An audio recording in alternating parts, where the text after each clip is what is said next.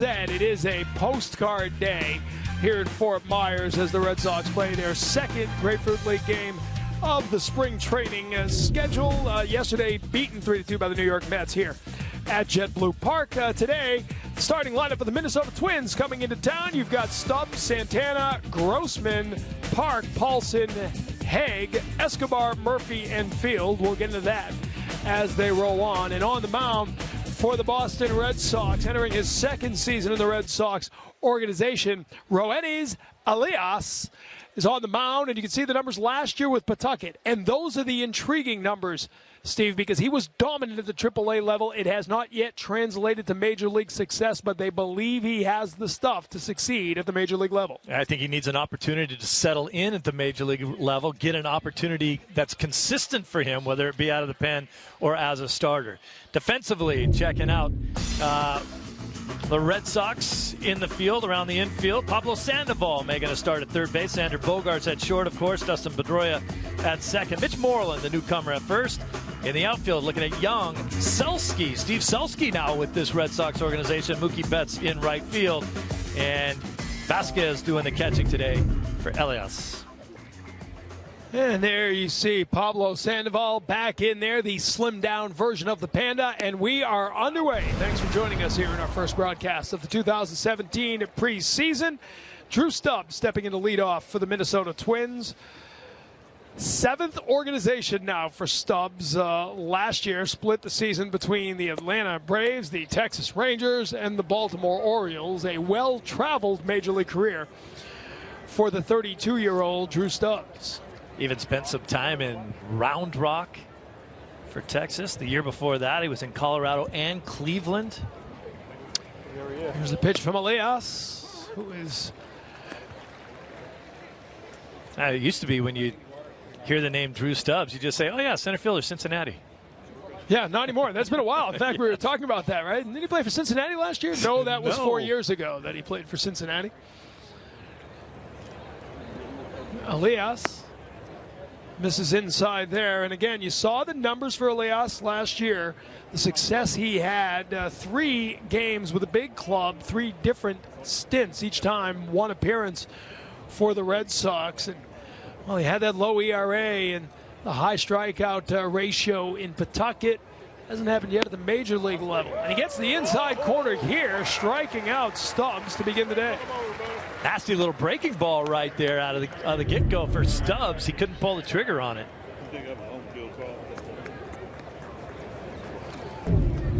So strikeout to start the day for the lefty, Elias. A lot of teams you would say, you know, he's left-handed, he's got a chance because everyone's looking for a left-handed starter, not the Red Sox. They seem to have plenty of left-handed starters. Yes, they do. Sale, Price, Pomeranz, Eduardo Rodriguez. Foul ball there down the third base line as Santana steps into the box. There's a pretty good chance you start the season, depending on Pomeranz's health, and that's still in question. Start the season with 4 lefties in your rotation. And Stephen Wright. The knuckleballer, that'll mix everybody else up. Turn them sideways here as Elias just misses inside there. 1-1 the count. You know, we talk about how tough it is to establish yourself as a Major League player, even if you're given a great opportunity to do that. But when you're a guy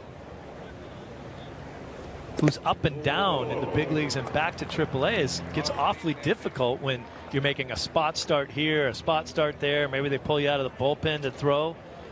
Really, really tough to establish yourself in that situation. 1-2 the count to Danny Santana here. 2014, he was the Minnesota Twins Rookie of the Year, but he hasn't been able to duplicate that success since. Fouls this one off to stay alive. The 2014 season, he was named the 9th best prospect in the organization, finished 7th in the American League Rookie of the Year award, hit .319 in 101 games, but .215 the following season. Back to .240 last year, now finds himself in a battle for a spot in this lineup. Just toning things down, too. We saw him during batting practice wearing a pair of cleats that were white and all speckled with black. It looked like he had went and painted something. Now he's got all black shoes on as most of the Twins do. 12 stolen bases last year for Santana, third best. Swing and a miss there, and so Elias has struck out the first 2 batters he has seen. And he's showing a lot of stuff here too. That looked like a little bit of a changeup. He's throwing his breaking ball very well. He's spotting that fastball. Changeup has always been a strong pitch for Elias. Talking to Christian Vasquez this morning here in the clubhouse, and Vasquez said he stood in against him earlier this week, live batting practice. He said the curveball is much sharper this year. That could be an important development here as the ground ball to short. Bogarts up with it, throws it across, and retires Robbie Grossman on 1 pitch. So 1-2-3 for Elias as the Red Sox coming up at the bottom of the first. At second base, Xander Bogaerts, the shortstop, Mookie Betts, Hanley Ramirez, Mitch Moreland, Chris Young in left, Pablo Sandoval at third base, Selski in center, and Vasquez behind the plate. They'll be going up against Phil Hughes in his 11th spring training now, his 4th with the Minnesota Twins, of course 7 years with the New York Yankees. Last year had an injury-shortened season on a team that desperately needed pitching help. A 103-loss season with the Twins last year. That's a franchise record. Slated in as the number 4 pitcher, if all goes according to plan, for the Twins rotation this year. And Dustin Pedroia takes ball 1 to begin the bottom half of the first.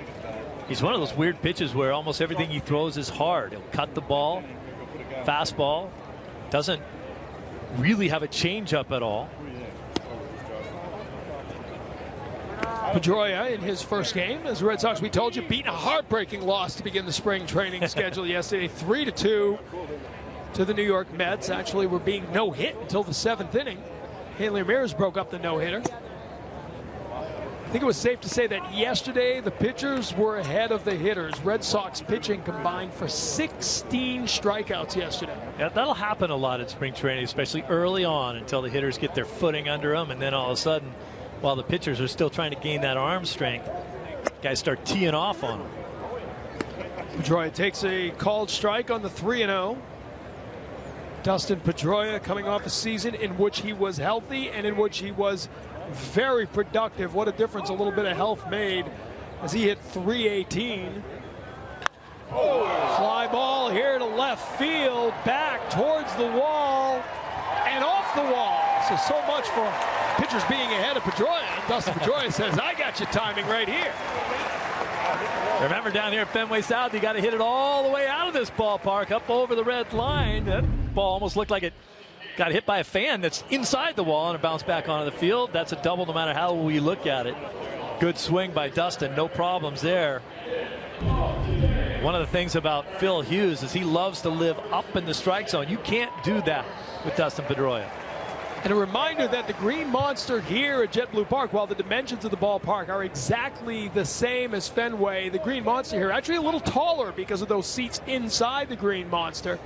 So you got to give it a little extra something to get it out of the ballpark here. Got to hit it up there on the umbrellas.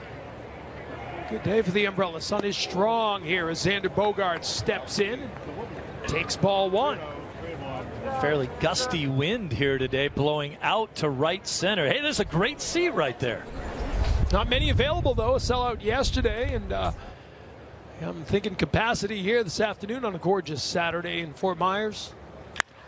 Ground ball played there by Escobar at short. He'll throw it across for the first out of the bottom of the first.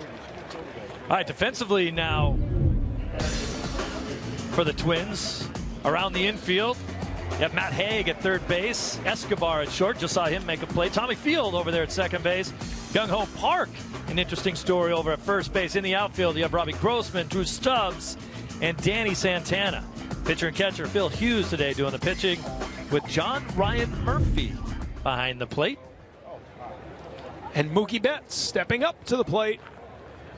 Mookie Betts finished last season second in the American League MVP voting to Mike Trout.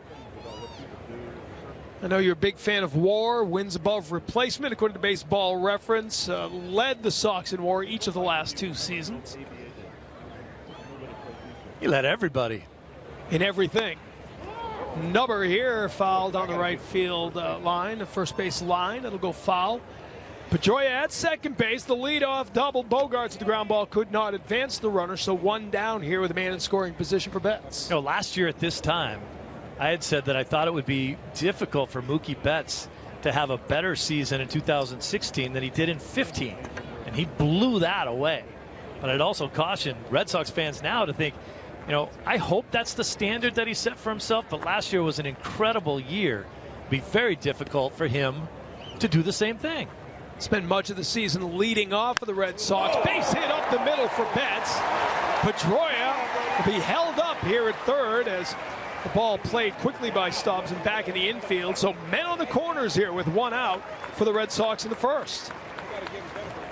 It's a ball out over the middle of the plate. Easy pitch for Mookie to handle. He shoots that right back up the middle, and one of the reasons why Pedroia has to hesitate just a little bit is you don't know if the pitcher can pick that off. If the pitcher catches that line drive, you see the little hesitation there by Pedroia, so that makes it so that he can't score.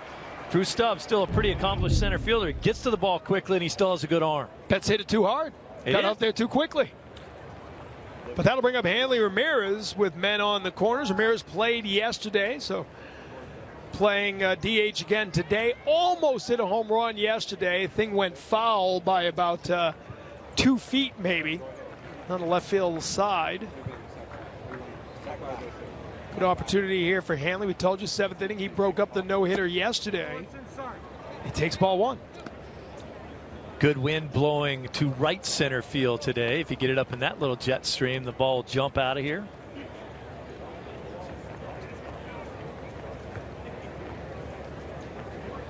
Hanley be the primary DH because he'll be the DH whenever a righty is in there.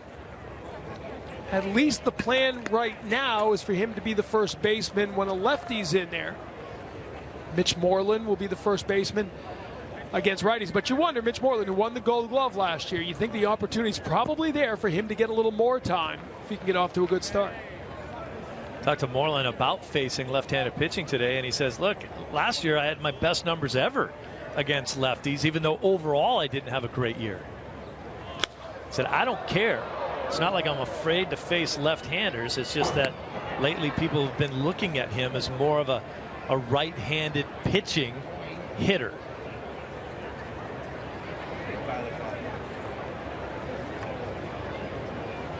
Over his career in 36 games as designated hitter, Hanley Ramirez is a .331 hitter with 10 homers and 37 RBI. So the numbers clear that he's one of those guys who likes to DH. Not everybody does. Some people feel removed from the game not playing, and he will send this one to the left field wall. Off the wall, that'll bring in a run, and a good read here by Bogarts, who came around and will get all the way to third base. An RBI double here for Hanley Ramirez, and the Red Sox take a 1-0 lead.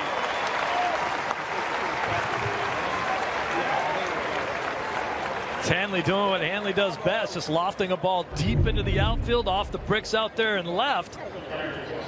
Great read by Mookie coming around first. He knew that it was going to be off the wall. Pedroia was the only guy that had to hold in case it was caught. Doesn't really matter because he scores easily once that ball drops. I said Bogarts, beg your pardon. Mixing up my killer bees here on day one of the preseason. Easy to do when they're swarming. Bees are known to swarm in Boston during baseball season. But Hanley Ramirez, again, looked locked in yesterday, and an RBI double here to begin his second game of the Grapefruit League season. And that'll bring up the left-handed hitting Mitch Moreland, the new first baseman. Men on second and third, and still just one out.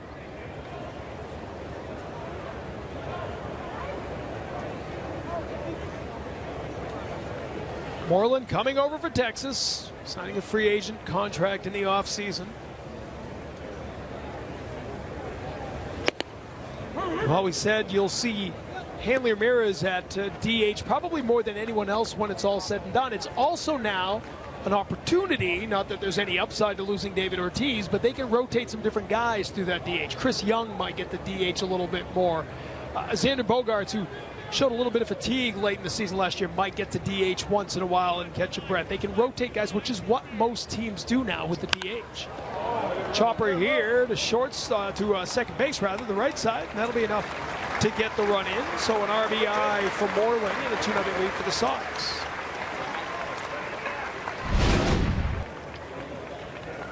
Had a little conversation with Hanley about DHing, and as you talked about his numbers, they're outstanding in the opportunities that he had. And he said, I don't care. Because one way or another, he goes, I'm still going to get my at-bats. I don't mind if I'm not playing in the field. I get my chance to get to the plate. And then he said, you know, I can do it all. Hanley's having fun this spring. I think that's safe to say. I asked him today, third, fourth, is there a place you want to hit in the lineup? He goes, I'll bat leadoff, power and speed. Chris Young coming up here, first pitch swinging, foul ball back, off the netting and then caught, so that will not be a catch. Good job by Murphy tracking that, but it hit off the netting. Did he catch it? Did it pop out at the end? Popped out there, but there you go. As you said, didn't matter either way. Chris Young, second season in the Red Sox organization. A guy who will get a lot of opportunities to hit left-handed hitting. Remember last year they didn't face a lefty for the first 14 games of the season. You've talked about that. Memorial Day once, you didn't get a chance to start a game? And that messed him up for a long time. And people were saying, why do we sign this guy? But I think he proved later on in the year why he was here. You can't go through spring training getting consistent at-bats and then go and sit on the bench for 3 weeks. A .327 batting average and a .980 OPS against lefties over the last 2 seasons, amongst the best numbers of anybody in baseball. After one of the slowest starts ever. 2-0 lead here for the Sox in the bottom of the first. Hughes misses inside as Young gets out of the way. Young is in the final year of his Red Sox contract.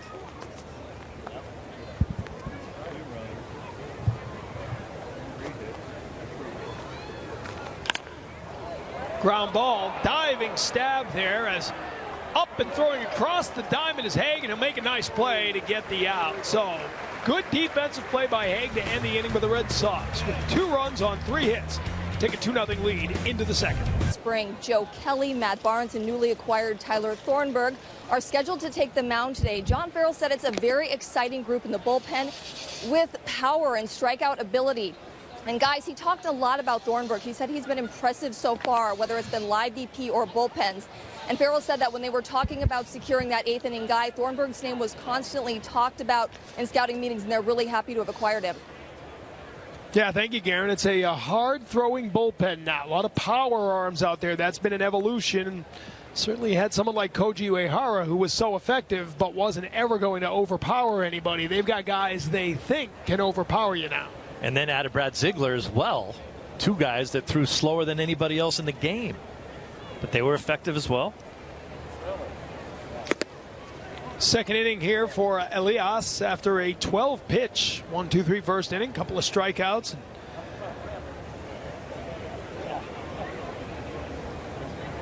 Looked very good in that first inning. We talked about the emergence of his curveball and using that. If he can become a a 3-pitch pitcher and use that curveball along with the fastball changeup, they believe he's got the stuff to succeed at the major league level. Byung-Ho Park here to lead off the second inning. One of the things that makes him successful, or has made him successful, at least at the minor league level, is he's got a bunch of different arm angles. He can sling it at you. He comes over the top sometimes. He's got good action on all his pitches. And as you said, if he can mix in the curveball to go along with the changeup, changeup's always been one of his best pitches. And that's a hard pitch to master, but he's got that down. Spot that fastball, throw the curveball. He can be effective. Missing outside there. Interesting you talk about the differing arm angles, and John Farrell this morning telling me one of the things they're working on him is trying to stay up top a little more. Don't come down 3/4 because he'll fall out of his rhythm and lose some of the consistency on his pitches. As Park sends this one to center field, and it's gone. That's off the batter's eye, up above the wall, a home run to lead off the second for Park, and it's a 2-1 game.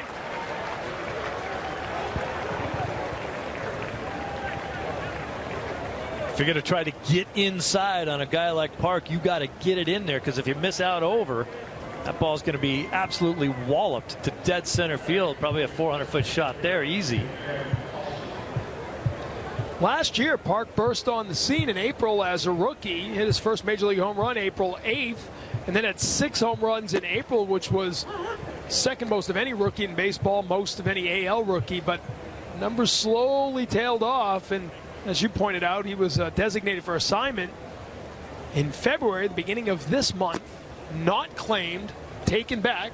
He's theirs with a big contract and not on the 40-man roster. He's got to have a strong spring to make this team. Yeah, there was a couple of factors for that. Obviously, the contract that he signed, they still owe him $9 million. So nobody really wanted to take a crack at that. So when he was taken off the roster, nobody else wanted him. They brought him back into the organization. He also had a finger surgery last year that slowed him down. Ben Paulson here with a swing and a miss there. Signed as a minor league free agent, spent the last 3 years with the Colorado Rockies as Elias. For 1-2-3 first inning now, giving up the leadoff home run to Park. And as you talked about before with Elias, watch the way he falls off of the mound. Not just the arm angles, but he falls towards the Red Sox dugout after every pitch that he throws.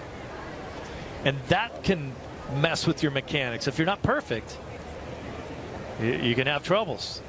The guys that have perfect mechanics still have issues sometimes, you know. You don't want to be throwing other things onto the pile that can hurt you. 2-2. Fouled off.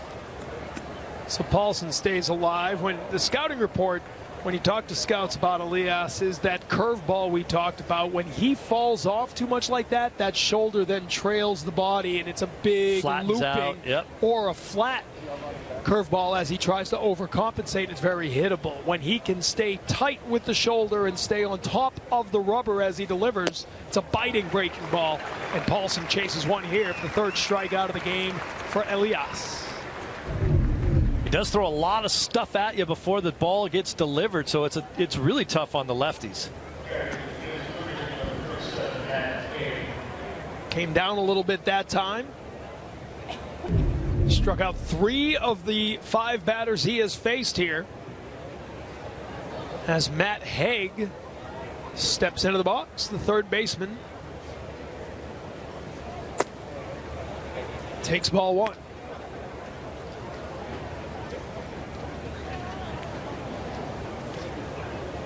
Matt Haig, pretty versatile guy. Third base is his normal position. Went and played in Japan last season.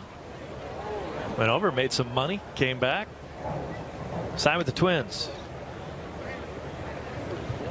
Played a little bit with the Toronto Blue Jays a couple of years ago. Had been with the Pirates prior to that.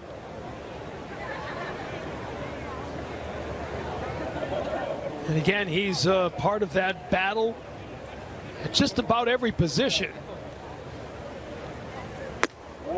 for this Minnesota team that we said lost a franchise record 103 games last year. After starting the season 0-9, just never got out of that hole. And changeover in the front office after that, new executives, kept Paul Molitor in his 3rd season as the manager. And after an excellent season the year before. Team that kind of came out of nowhere. You can look at the projected lineup and figure Joe Mauer, Brian Dozier, and Miguel Sano are there. Maybe everything else is up for grabs. So that's fouled off to the right side. Their big offseason signing was Jason Castro, the catcher. Not in the lineup today. Castro signing a 3-year, $24.5 million deal, which surprised a lot of people. He hit .210 last year, but is very good at framing pitches and a good handler of a pitching staff, and his pitching staff had the 2nd highest ERA in all of baseball last year. Elias tries to get Haig to chase. Count now full.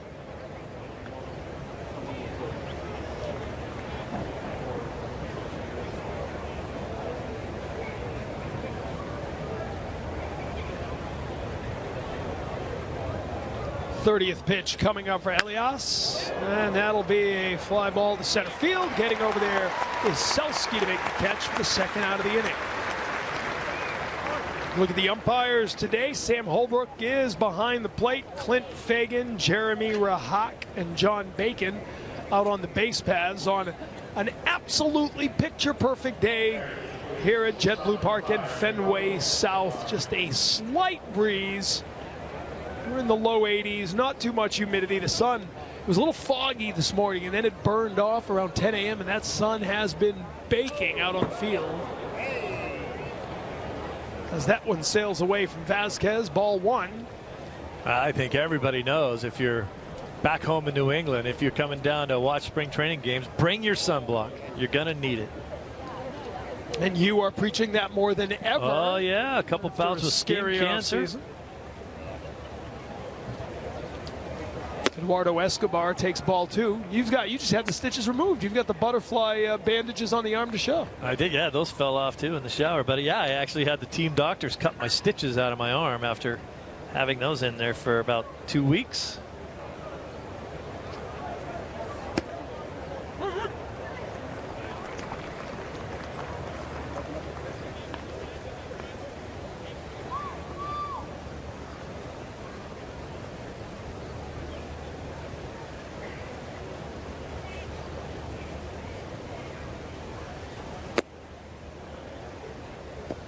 Escobar 3.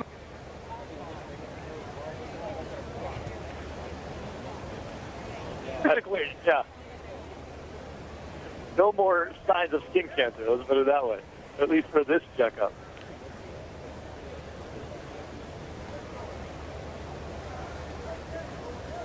3-1, fouled off. Count full now. Of course, want to send our thoughts out to Jerry Remy, who hopefully is watching up north. Jerry, publicly last week, talking about his latest bout with cancer, had it treated. He's feeling great. And if this game was at Fenway Park, he'd be doing it right now, but not ready to travel. In a couple more weeks, then we'll get him down here to spring training, and he'll be with us at the end of spring training before the regular season begins. Yeah, get a few spring training reps before the regular season starts.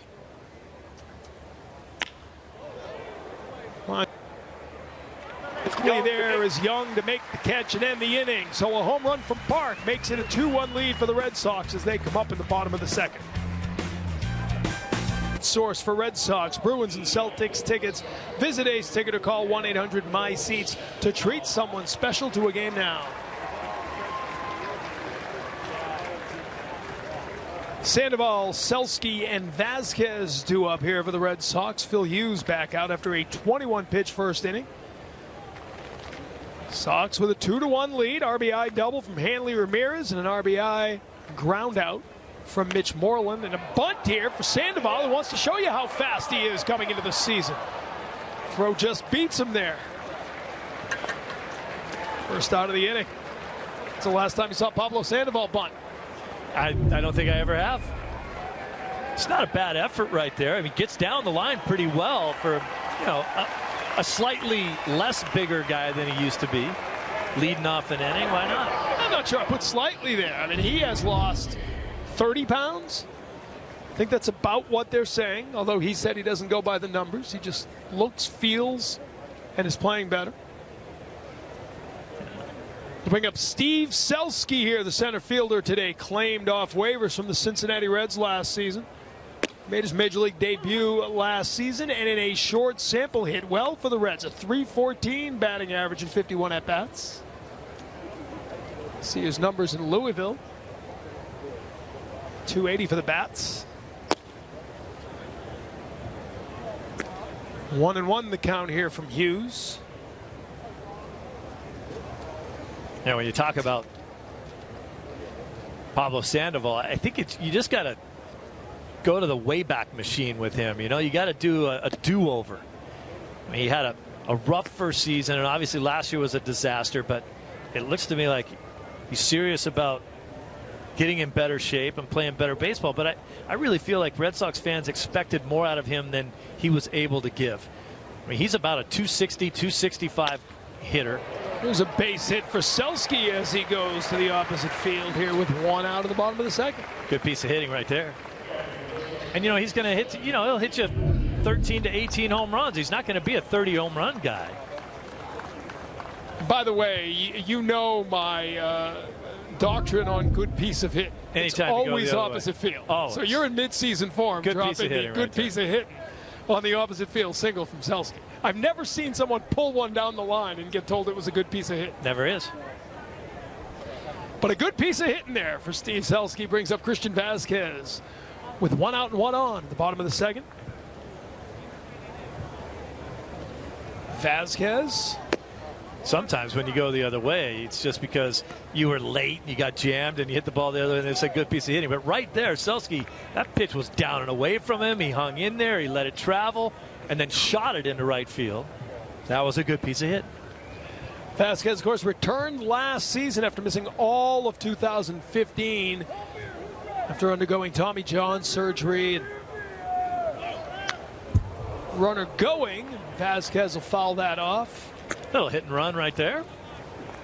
Get things going in the early going. Put people in motion. See what happens. Thanks for joining us here on a gorgeous afternoon here at the ballpark. Tom Kerr and Steve Lyons with you. And we had a conversation earlier this week about how some broadcast teams don't always, or they do always want to wear the same shirts. And you and I agree, we don't have to wear the same color. Nope. Wear whatever like you want. 8 different shirts. So we said, don't even talk about it. We'll wear whatever you want. Sure enough, we show up today in identical blue shirts.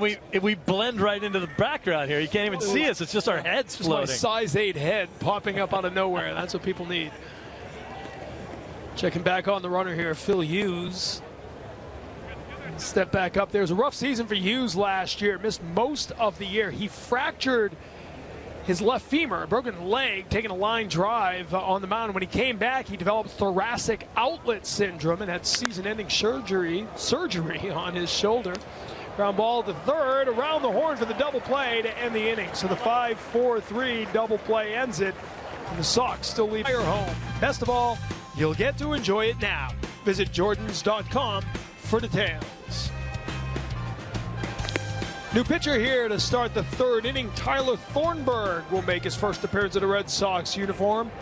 6th major league season. First 5 all with Milwaukee. Acquired in the offseason. A trade that sent Travis Shaw, Mauricio Dubon, right-handed pitcher Josh Pennington, and a player to be named later. This is a guy Dave Dombrowski targeted as an important late inning setup guy. Hard-throwing 8th inning guy. He will be the guy to get the ball to Craig Kimbrell, although he's also a guy that you might bring in the 7th if that's when the heart of the order is coming up. It was kind of a breakout season for him in that role last year, too, in Milwaukee. Kind of settled into what he really is meant to be as a pitcher, and then the Red Sox went and scooped him up. 12.1 strikeouts per 9 innings, was 5th most of any National League pitcher last season. Quickly ahead of John Ryan Murphy, the catcher. 0-2 here. Murphy, the former Yankee catcher. So a good first outing for Roenis Elias. Threw just 36 pitches. Gave up the 1 home run. That was it. 3 strikeouts. I think that's all he's looking to do is go out there and show people that he's still got the stuff to pitch at the major league level. There's the 2-2 from Thornburg. Fouled off. The thing with Thornburg will be like any other player that comes from a different organization into Boston for the first time. We saw it with Porcello. We saw it with Price. And now Moreland and Thornburg and Sale have that opportunity to make that adjustment to playing in Boston. Slap towards right field. Pedroia can't get there in time, so that'll be a bloop base hit from Murphy here to lead off the third against Thornburg. All right, I got to see too many uglier hits than that right there. Just not a good piece of hit. That's just a duck snort over there. Just hung up there, tantalizing Pedroia, who gave it a good effort to get, but it drops in for the base hit. Now Tommy Field, the second baseman, will come up with a man on. Thornburg at one point out of the bullpen last year. In May and June for the Brewers, retired 26 consecutive batters, a Milwaukee franchise record for a reliever. Became the closer over the last couple of months of the season when the Brewers traded away Jeremy Jeffress to Texas. Picked up 11 saves with a 1.85 ERA as a closer. And what do you think about moving from an organization like Milwaukee, where there's no pressure, there's nothing going on, you're not going to win, to coming to the bright lights, playing for the Red Sox now? Yeah, we've seen some guys take it to another level, embracing that adrenaline. Others have struggled with that adjustment. Here's a line drive that'll drop in front of center fielder Selski. It's a back-to-back singles here to begin Thornburg's first appearance of the spring. Numbers 8 and 9 hitters. Ball just left up is all.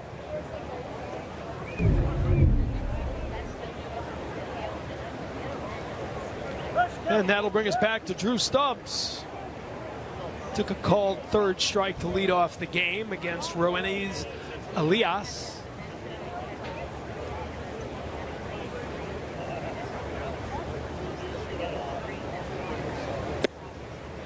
Takes a called strike here from Thornburg.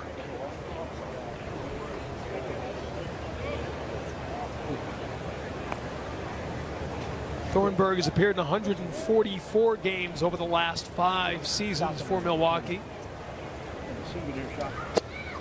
And he's quickly ahead here, 0-2. Last year was the first time he pitched exclusively as a reliever over an entire major league season. 67 appearances in all last year. Did have a couple of seasons prior to that when he was called up and pitched out of the bullpen. But he was moved into that late inning role, and that's really when he seemed to thrive. I talked to him about it this winter, and he said having a more defined role, being able to come in late in the game, he felt allowed him to harness his velocity and really come in and sort of gear it up, knowing he's going to come in for the 3 outs in the 7th or 8th inning. Yeah, you're not going multiple innings, so you're not really looking to establish anything. You're going in there to blow people away. And he gets strike 3. So for the second time today, Stubbs takes a called third strike. The first out of the 3rd inning. And that's going to hurt the Twins, too, if they're looking for Stubbs to be a leadoff guy, because he just never has been. Too tall for one and strikes out too often. This is a guy who stole 40 bases in a season a few years ago, but can't steal first. And that'll bring up the left-handed hitting Danny Santana. Last season, Thornburg limited lefties to a .413 OPS, the second lowest mark in all of Major League Baseball. Only a guy by the name of Kershaw had more success against lefties. He's pretty good. Not bad. Santana jumps over to the other side as a switch hitter. He'll take his at-bat left-handed here.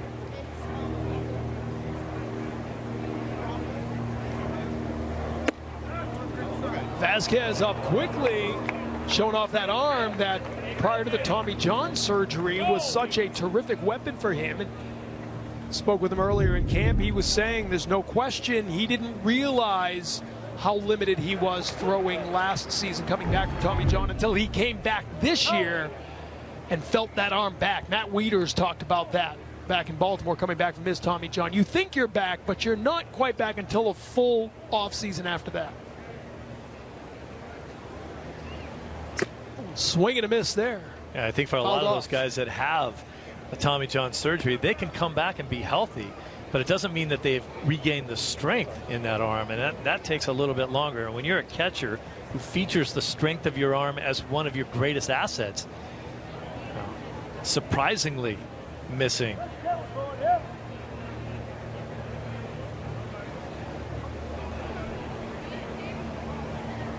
Here's the 1-2 from Thornburg.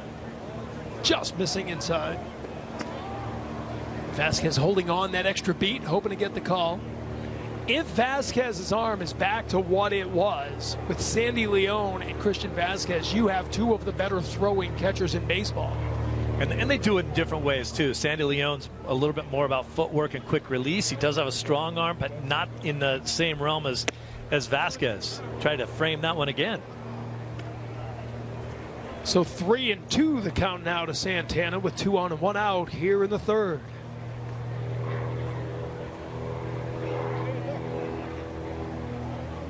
or Vasquez, a lot of his issues last year to go along with the strength is that everything was starting to tail on him. He was starting to throw the ball inside the second base bag. Fly ball left field. Chris Young getting back after it. He won't get there as it'll be off the wall. Played well by Selski, the center fielder, getting it in. Here is the throw, not in time. And an RBI single for Santana ties the game up at 2. Now Selski played the ball beautifully off that left field wall and got it into Bogaerts. I thought they were going to have a chance, but Murphy actually showed some pretty good speed right off the top of the wall to Selski. He gets it in, but then the relay just not in time. So that'll bring up Robbie Grossman. Still 2 on, 1 out. Tie game now. 2-2 our score here in the third.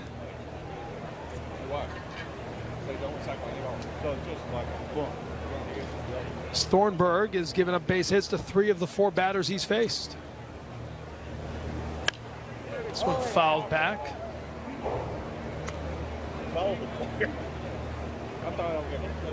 Robbie Grossman last season began the spring with Cleveland and then was demoted to AAA, had an opt-out clause in his contract, opted out, was picked up by Minnesota. Wound up being a pretty good player for them. Made his Twins debut May 20th, went 3 for 4 with a double, a homer, 3 RBI. Reached safely in each of his first 9 games with the Twins, and then when it was all said and done, had the 3rd highest OPS of any switch hitter in the American League last year. Yeah, he just came up and stole a job. When you think about it, when you're in AAA with a different organization and then someone else picks you up and you come up there and steal a job, that doesn't happen.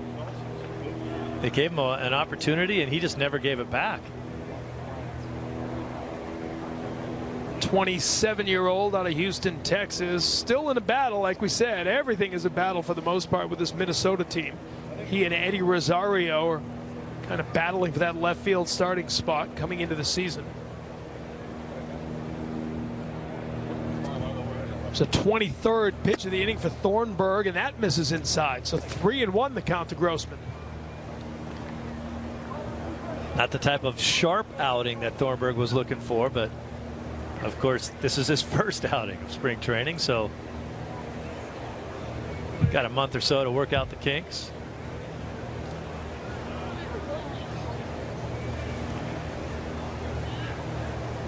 There's the 3-1 pitch, misses inside, so he walks Grossman to load the bases here with the cleanup hitter Park coming up to bat. Nobody to put him. Meeting at the mound, Carl Willis will come out, Red Sox pitching coach. A little conversation with Thornburg. Thornburg, one of the key off-season acquisitions for the Red Sox, and I was down at the winter meetings when that deal was announced, and his moment in the sun lasted about 90 minutes because that's when they announced that Chris Sale was being acquired from the Chicago White Sox, and then by the end of the day they had signed Mitch Moreland to a 1-year deal. So Dave Dombrowski did all his Christmas shopping in about 18 hours down in Washington, D.C. Gary DiSarcina, also named bench coach, replacing Torey Lovello, now the manager of the Arizona Diamondbacks. And there's Gary DiSarcina, former NESN analyst, who he once again, like so many other guys who have worked with me, went screaming from TV as fast as he could. And on to bigger and better things. Someday I'll make something out of you, Steve. Someday. Stick with me, kid. Don't underestimate the role that DiSarcina will be playing on this team too. I mean, it's a very valuable situation to have a liaison between the manager and the players. Torey Lovello was that guy. DiSarcina will step into that role. Yeah, it's funny how the position of bench coach has evolved in Major League Baseball. A manager now does a lot of managing up, talking to baseball operations, the GM, the president of baseball operations. You need that bench coach to sort of be the guy in the clubhouse for you when you can't be there. It's a high fly ball to center field. Selski getting under it. He'll send it into Bogaerts, and the Twins on the sacrifice fly from Park will take their first lead of the game. Got it deep enough to easily bring in field from third base. And it's a 3-2 lead for Minnesota.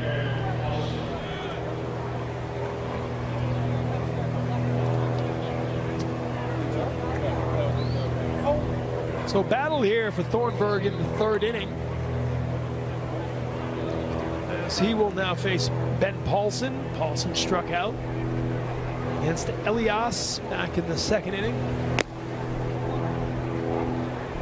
Takes ball one here. But Di Sarcina well suited to the position. Again, managed when he left Nesson, managed the Lowell Spinners, at one point managed the Pawtucket Red Sox. Yep. Went back to the Angels, where he played for 10 years as a base coach, and a base hit here to right field for Paulson. The throw coming across the diamond. Sandoval will get after her there. So an RBI single for Paulson in a three-run inning, rather, for the Minnesota Twins off Thornburg here in the third, and that will do it for Thornburg as John Farrell will come out. The RBI single for Paulson, ending the first outing for Tyler Thornburg, and the Minnesota Twins have a 4-2 lead as Thornburg leaves the game after a 29-pitch outing in the third inning. We'll come back. Spring training baseball continuing after this. Day game that day. Sneak down there and see the show. Do you feel like we do? Like a 30-minute version if you see it live. Peter Frampton. Here's Matt Barnes coming in now with 2 down in the third inning. Matt Barnes in relief of Tyler Thornburg, who could not get through the inning. Barnes coming off his best season yet. Wound up being the busiest reliever for the Red Sox last season as they built trust. The big righty out of Connecticut. Another one of those hard-throwing bullpen arms we've talked about. Drops this one in for strike one. Barnes is one of those guys where you just can't figure out why anyone ever gets a hit off of him. His stuff is so nasty. Throws hard, got good breaking stuff, everything's sharp. It's all about location with him. Led all Sox relievers with 62 appearances and 66 and 2/3 relief innings. 1-1 the count. Made the opening day roster last year for the first time. Made his postseason debut in Game 2 of the series against Cleveland as well. Relieved David Price with 1 out in the 4th inning. And gave up just 1 unearned run over an inning and 2/3.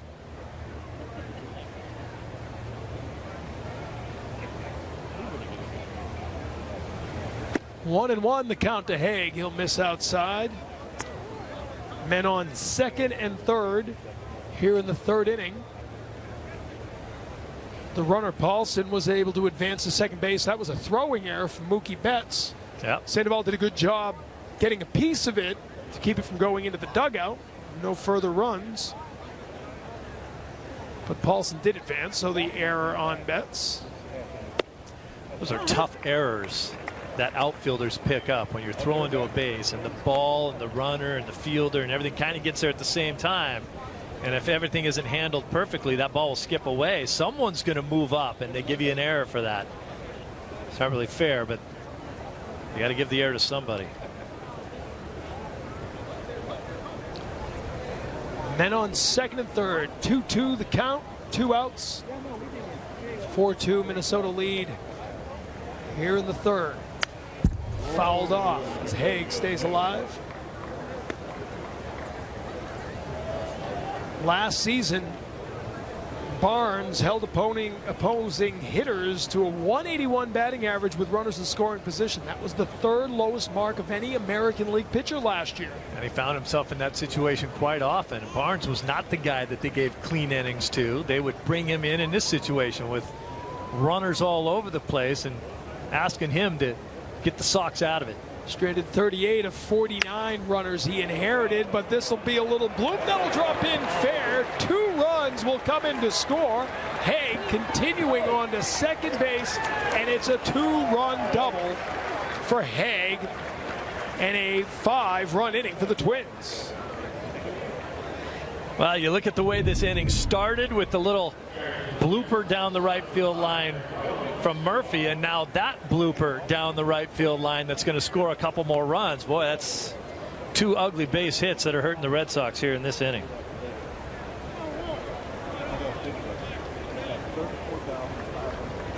So Barnes came in to face Haig with men on second and third, got it to 2 strikes. Haig able to foul one off and then drop that one in on the bloop. 2-run double. And that'll bring up Eduardo Escobar as the Twins bat around here in the third. Escobar lined out to left field against Elias in the second inning.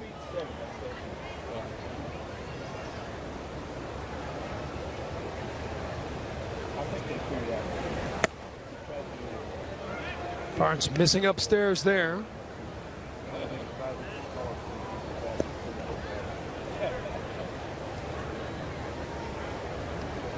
Barnes with 99 appearances at the major league level since making his debut in 2014. First round draft pick out of the University of Connecticut.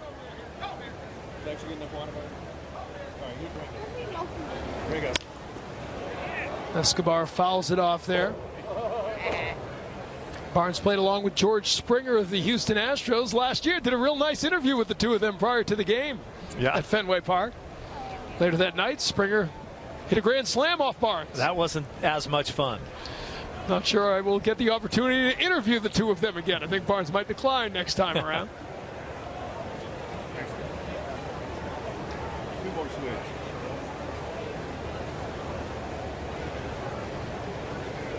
Pitch from Barnes, swing and a miss. 2-2 the count to Escobar.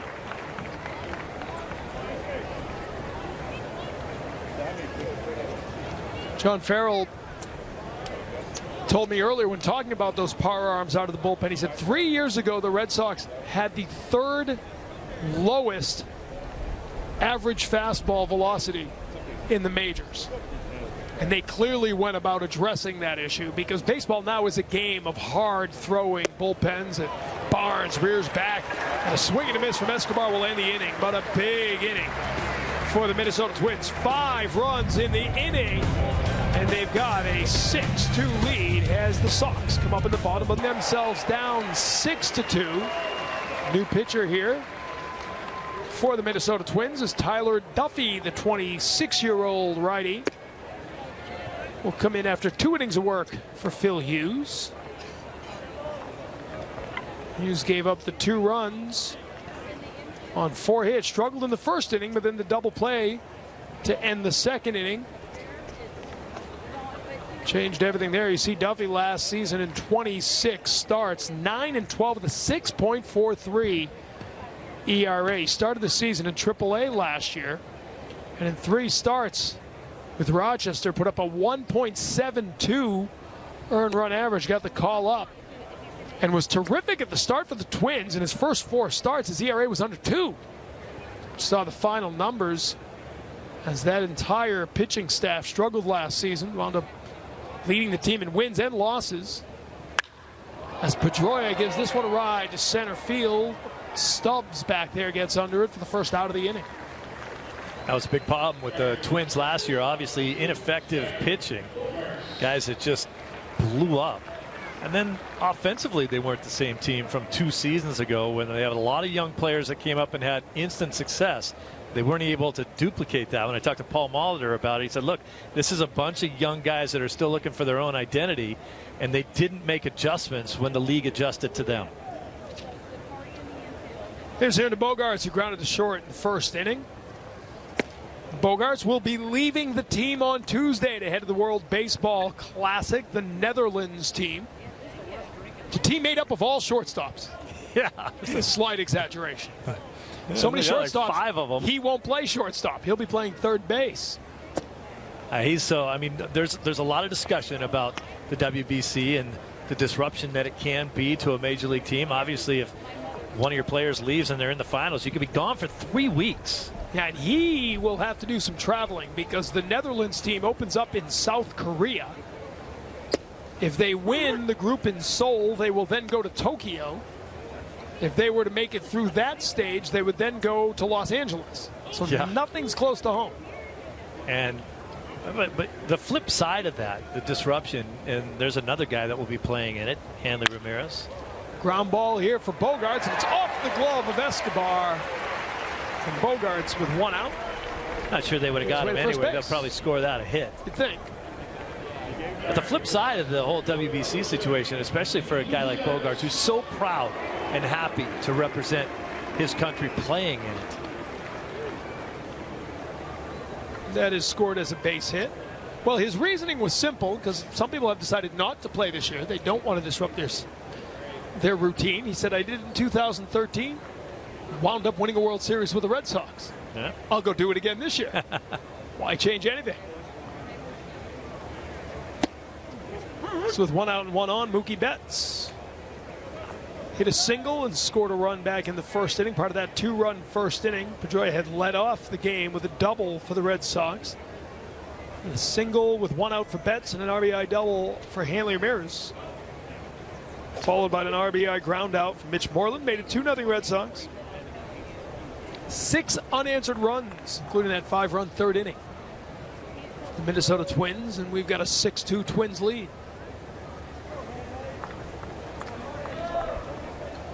0-1 pitch to Betts. Off the bat, foul ball. Spring training games are a little different, and there can be some regular season games that are kind of quirky, but we talk about knockout innings, and when you have a 5-run inning, there's your knockout inning. It's really hard to recover from a 5-run inning. Is that one of your rules along with the 10-hit game? Yeah, 10 hits you win, right? 5-run inning, you should win? Yeah, you should win. Spring training, all the rules go out the window. Yeah, yesterday Red Sox pitching, striking out 16 Mets. You think you have a pretty good chance to win that game. Instead, they were beaten 3-2. Starting right now, we'll see a procession of different pitchers coming in almost every inning. Betts with a grounder to short. Escobar will get it started. The 6-4-3 double play will end it.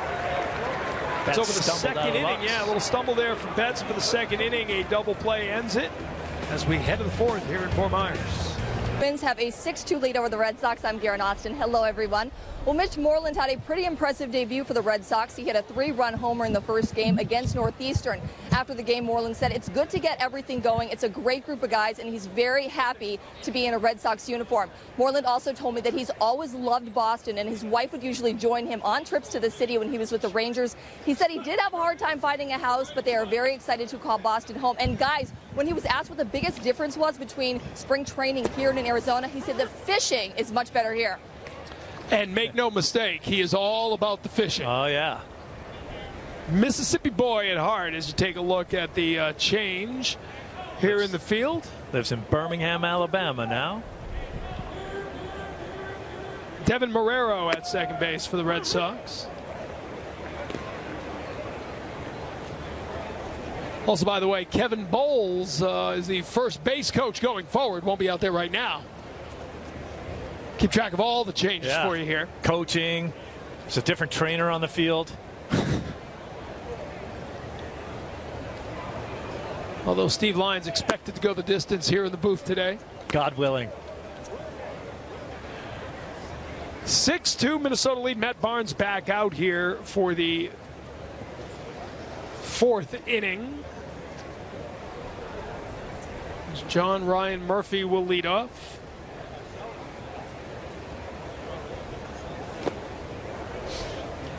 Missing there. Murphy with the single that started the big inning last inning. A 9-batter inning as they batted around. Well, that's up for debate, and I've heard players make this argument. If 9 batters get up to the plate, have they batted around? Some players believe the 10th guy needs to get up for the second time for it to be batting around. Where do you stand on this controversial issue, Steve? Well, I think if 9 players come to the plate, you have batted around the order, but nobody got to hit twice. Pop fly here, and Marrero just in the game makes the first out of the inning. The sounds of spring training baseball are in the air, and before you know it, the sounds of the Plain Ridge Park Casino Fenway concert series will be in the air at Fenway Park. Limited tickets remain for James Taylor with Bonnie Raitt on August 11th. Get your tickets at redsox.com/James Taylor.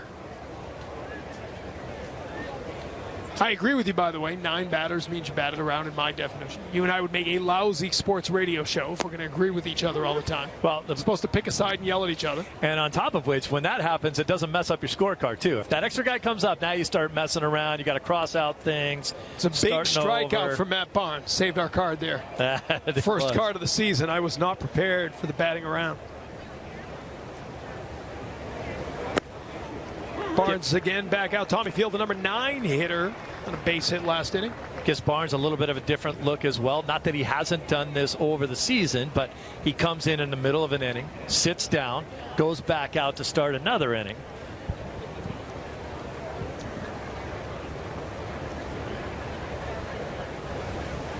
The 0-2 from Barnes, trying to get him chased down in the dirt. The game has changed so significantly, especially out of the bullpen, with the way relievers are being used. Guys don't like to come into a game with guys on base. Other pitchers are used specifically in that situation. They're not going to come in unless there's trouble. That in itself is a specialty now out of the bullpen, to come into the dirty inning. Yeah. And to me, it's a little bit of an arrogant way of thinking to say that I'm a pitcher out of the bullpen, but I only come in if it's a clean inning. Don't even think about putting me in there if there are guys on base. How dare you do that? I mean, what's the world come to? I give you the ball, you go pitch. How about that? Fouled off here as Field stays alive against Matt Barnes. But it's a consideration for every manager. How will a guy handle that situation if you put him into a game where he's not as comfortable as a normal situation that he'd be in there? We talk a lot about it with closers. If they don't have that adrenaline going, if it's not a closing situation, it's not a save situation, many closers aren't as effective. 2-2 pitch, swing and a miss, and Barnes gets his second strikeout. And there are 2 down here in the 4th.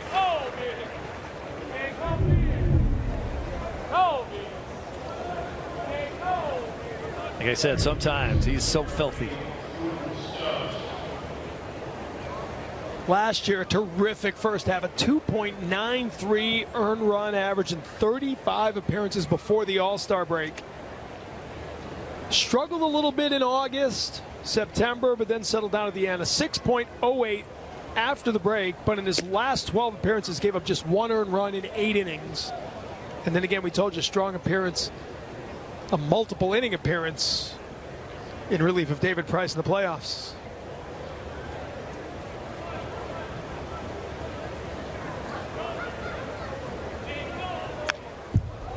Stubbs up for the 3rd time, fouls it off. Back to that earlier conversation that, I think Craig Kimbrell was an excellent example of a guy who didn't really have his best stuff unless you put him in a situation where it was a save opportunity. Well, I think there's no question about that. The numbers back that up. Although it hasn't been that way throughout his career. Last season, it definitely was. Barnes missing outside there. I also think, while he will never admit it, and I've asked him, he came back very quickly from the knee injury. Talking about Craig Kimbrell. He said 3 to 6 weeks. It was 3 weeks to the day. And if you look, those first couple of weeks back, he was not himself. Yeah. Was by the end of the season. But I think rushing back, even though he's medically cleared to play, hurt him. There's a long fly ball to right field. That is up, out, and gone. There's the wind we talked about. It's not gusting out there, but it's enough to take a ball like that and push it out of here. So Drew Stubbs, who had struck out twice in this one, it's an opposite field home run here to make it a 7-2 Twins lead. It's one of the things Stubbs can do, hit the ball out of the park. Good balance of speed and power. He just strikes out a little bit too much.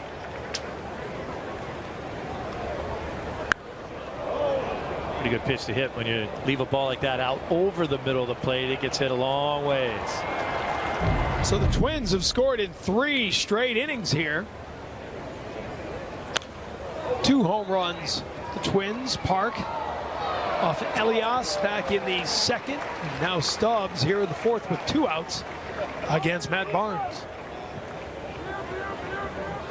That'll bring up Danny Santana, 1 for 2. Had an RBI single in the third. Later scored in that big 5-run inning for the Twins.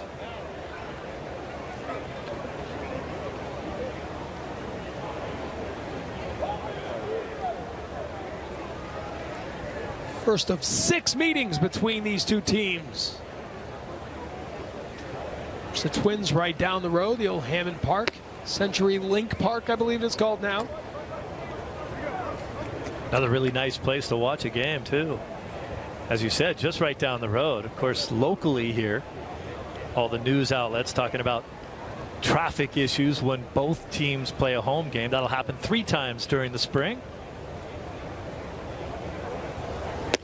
Swing and a miss there for Santana. Yeah, this is the highly coveted Governor's Cup, formerly the Mayor's Cup, as it was called. And last year, no one saw that 103-loss season coming because the Twins won 6 out of 7 spring training meetings against the Red Sox last year, running away with the Governor's Cup.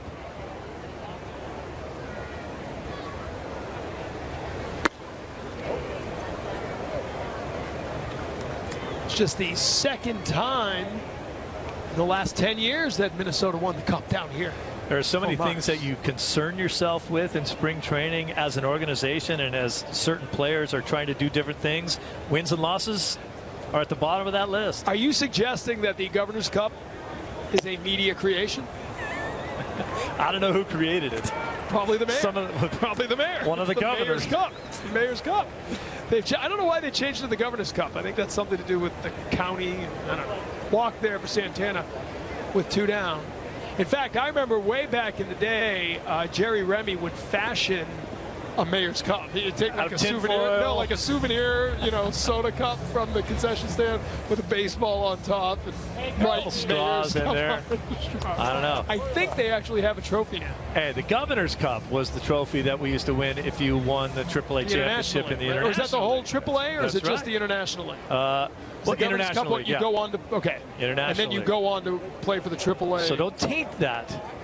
Well, the spring training trophy made out of pop tops and baseballs. I'm sure you remember 3 years ago when the two teams split their spring training games and they had to share the Mayor's Cup for a year. It's not good. With 6 games, could happen again this year. Even number of games. You don't know what to do with it then. Well, I think it's like the Stanley Cup. I think everybody gets a day with it. Runner going here as Vasquez up and throwing. In there safely with a steal is Santana. There's a problem that we talked about right there with Vasquez last year. That ball tailing away from him and into the base runner, and makes it a much more difficult play for Bogaerts. Obviously, if you don't throw the ball on the bag, it's not as easy to get the out call at second base. That's something that still needs to be worked on. You got to come straight over the top as a catcher so that ball doesn't sail. It's almost like throwing a sinking fastball for a pitcher.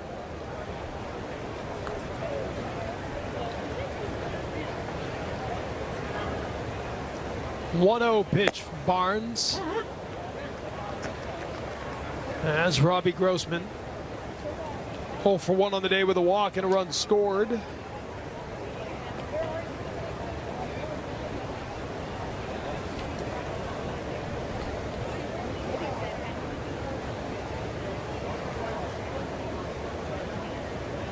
Two down with a man on second. Swing and a miss there. So Barnes ahead of him 1-2.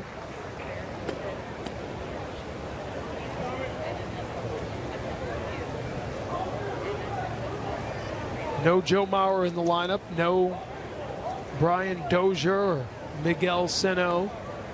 With the extended spring training schedule because of the World Baseball Classic, some teams are holding their regulars till mid to late next week. Red Sox doing that with their starting rotation, which is why you won't see Chris Sale or Rick Porcello or David Price until probably mid to late next week. Both Sale and Porcello in today's workouts had live batting practice sessions for their bullpen work. I walked past that backfield. Swing and a miss there, so Barnes strikes out Grossman to end the inning with another run on the home run from Stubbs. And it is a 7-2 lead for the Twins. especially playing for a good ball club. You know, the White Sox were up and down in his career with them, and you could see him rattling off some big-time numbers on an outstanding club. I walked by the group of hitters that was set to face him today and said, man, who did you guys make mad today? Because nobody wants to face him. Played his collegiate baseball right down the road at Florida Gulf Coast University. But again, he will make his first appearance with the Sox later in the week. Ryan Vogelsong, meantime, the 39-year-old, 10-year Major League veteran coming in to begin the bottom of the fourth here. The 7-2 lead, two-time world champion with the San Francisco Giants, 2012 and 2014. First year with Minnesota, signed a minor league free agent contract coming into the year. Last year was with the Pittsburgh Pirates, went back to Pittsburgh where he had started some 10 years earlier. Took a line drive in the face. Yep. Had surgery to replace multiple fractures there off the bat of Jordan Lyles. Returned in August. He just went back and forth. Started his career in San Francisco, went to Pittsburgh, came back to San Francisco, went back to Pittsburgh. Got a win in relief early in the year for Pittsburgh. It was his first win since 2005 for Pittsburgh. It's a long gap between wins. Of course, you won a couple World Series in between. Yeah. Great postseason pitcher. What have you been doing? Yeah, where you been? Tough winning championships. Haley Ramirez, the second at bat of the day, an RBI double back in the first. Tried to hold up there, but couldn't. And Vogelsong, it's a 2-2 count.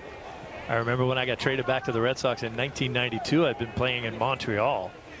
And when I got to the club, a couple guys asked me, where have you been, in AAA or what? I said, no, I was in Montreal. What, you didn't have CBC? You didn't see me playing? Clearly nobody had anything. 2-2 to Hanley. Gets the outside corner for the called strike three. Hanley didn't like it, but one down here in the fourth inning. Tomorrow, after our Red Sox Tampa Bay Rays spring training broadcast from Port Charlotte, catch 2 episodes of Nesson Next Producer featuring student-produced baseball films. Nesson Next Producer is presented by Toyota's website for deals, buyatoyota.com.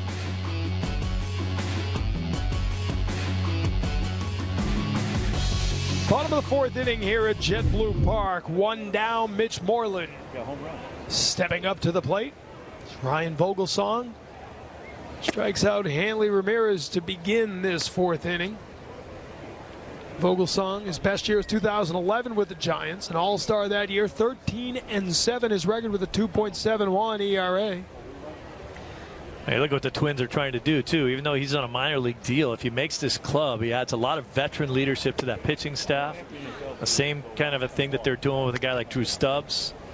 Stubbs is an outstanding teammate.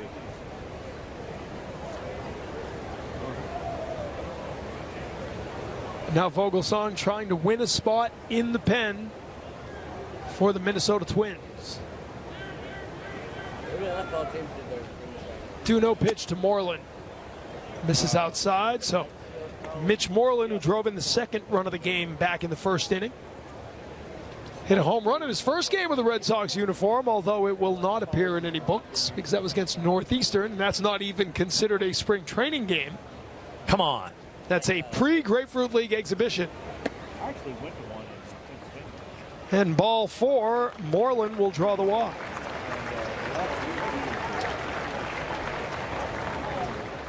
So that'll be 1 out, 1 on for Chris Young here in the fourth. So I guess Sam Travis doesn't get any credit for his 3-run homer in that game as well. Nope. Great tradition, though, and you can see it. You come down on the field before the game. The college players so excited to play a major league team. A lot of the Northeastern kids are New England kids, Red Sox fans. Now you get a chance to go up against the team you cheer for.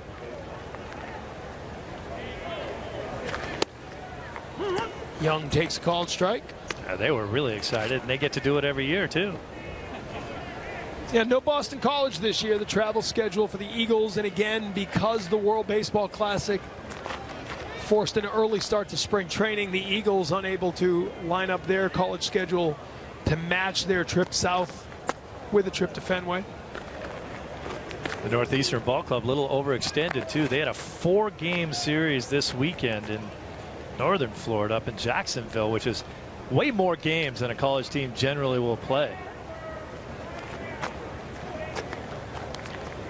I think almost everybody knows that's the greatest difference between playing college baseball and pro baseball is the degree of consistency it takes. There's a drive to center field for Chris Young. That is bouncing, lost in the sun there for the moment by Stubbs. It'll hit the warning track. Now coming all the way around and scoring is Moreland.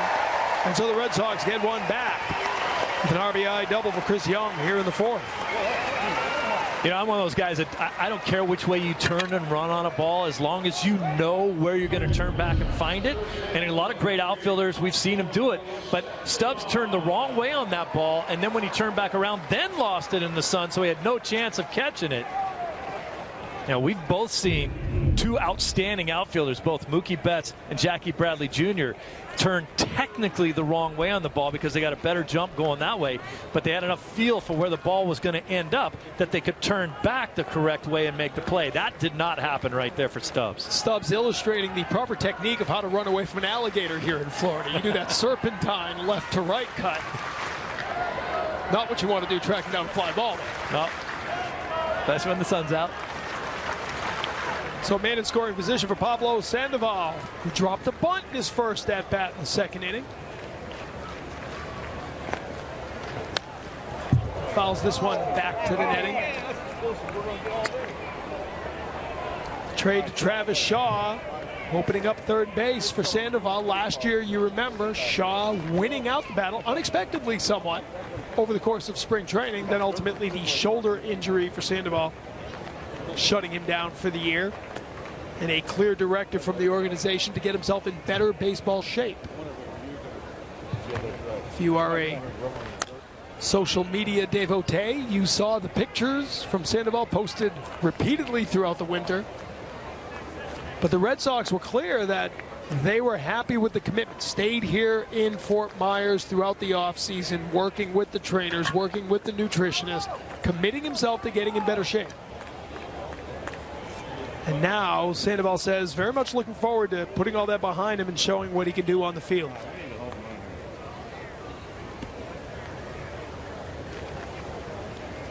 There's an 0-2 pitch from Vogelsong, who was Sandoval's teammate in San Francisco when Pandamania was at its and again, we started height. The conversation earlier about the expectations for Sandoval. I mean, you got to temper what you think this player is.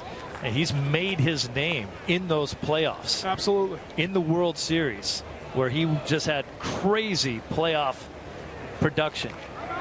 But during the regular season, he's more of a 260, 265 hitter. Very, very streaky. We've seen that out of him. Yeah, he's a career 287 hitter in the majors, but a lot of that coming in his first 2 years with San Francisco, hitting 345 in his first season. When he was called up, 330 in his first full season. But since then, hitting 315 and 211, and then under 300 every year since. As you said, 279, 278 in his last 2 seasons before coming to Boston. But the postseason numbers are eye-popping, to say the least. He is a 344 career postseason hitter, and even better in the World Series. 426 over 3 World Series. Swing and a miss there for Sandoval. Held on to by the catcher, and second out of the inning with 2 strikeouts here for Vogelsong.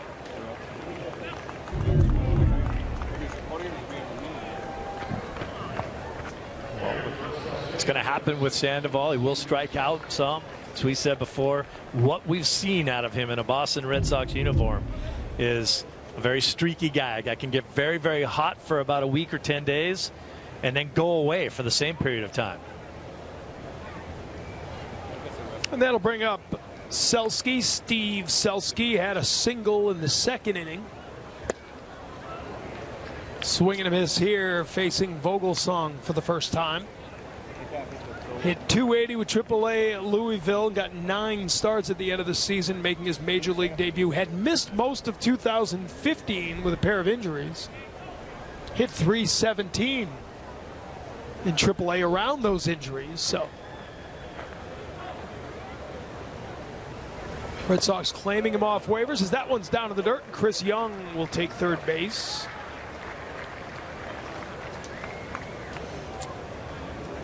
And you look at the Red Sox with Andrew Benintendi in left field. The outfield pretty well set. Jackie Bradley Jr. in center. Mookie Betts in right. Chris Young is your fourth outfielder. Brock Holt, your super utility player who can play both infield and outfield. Tough for someone like Selski to crack the lineup.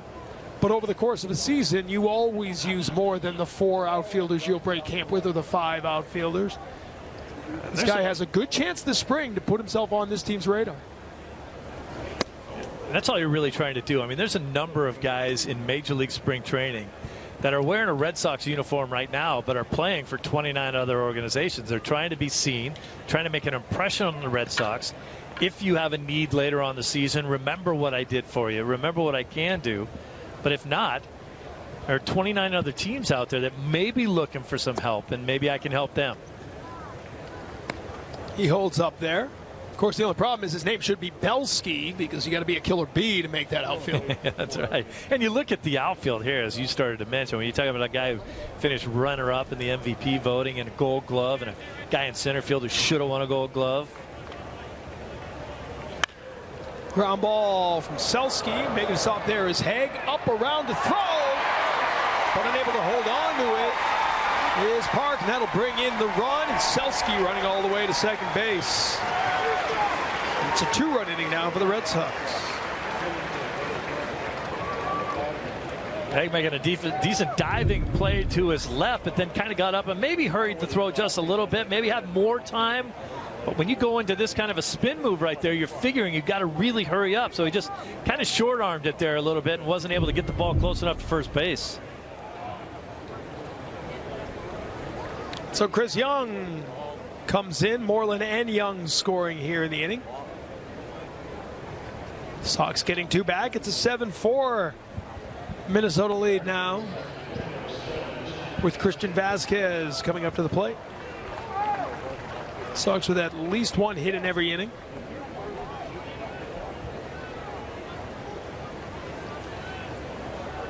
Red Sox can chip away at that lead, maybe overcome the wipeout inning of the 5th, where Minnesota scored 5.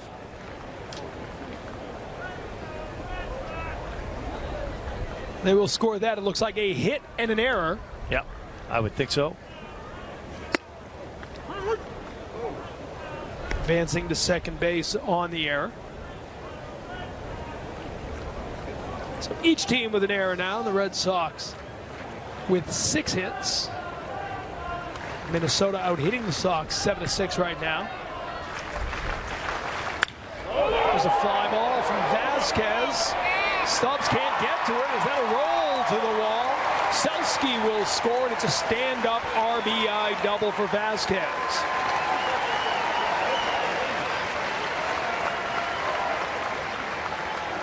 Seven to 5 now as the Sox put together a rally here in the 4th.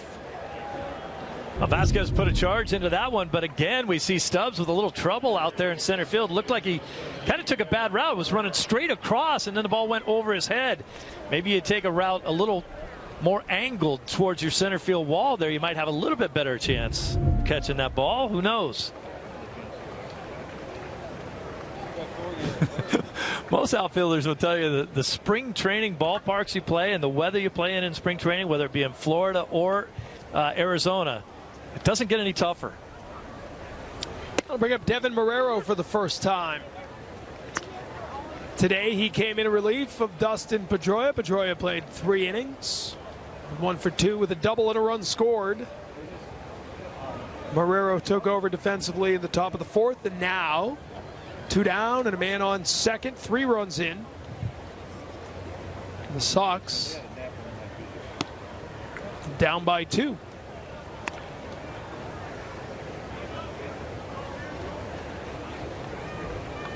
One and 1 the count to Marrero.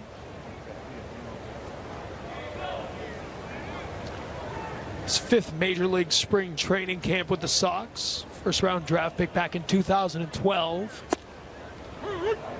Takes a called strike.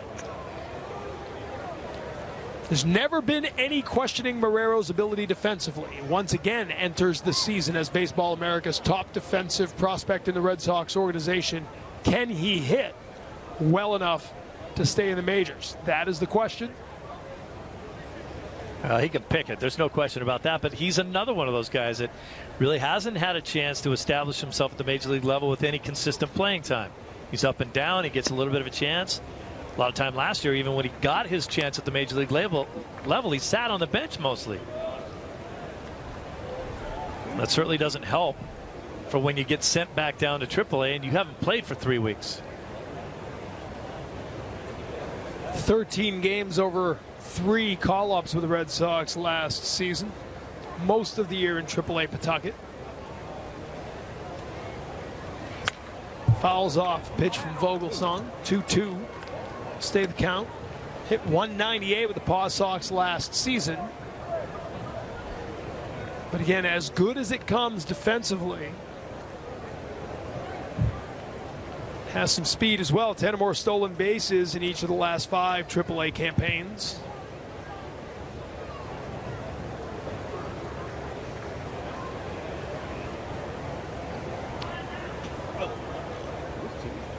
It's the 2-2 pitch. Outside. Have a full count. So Vogelsong laboring here, 30 pitches. Here in the 4th inning, 3 runs in on 3 hits and an error.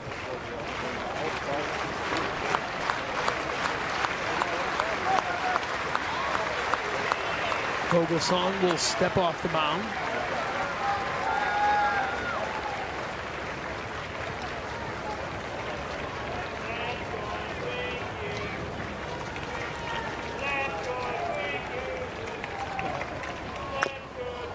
Foul ball. Foul ball there. The battle continues between Vogelsong and Marrero.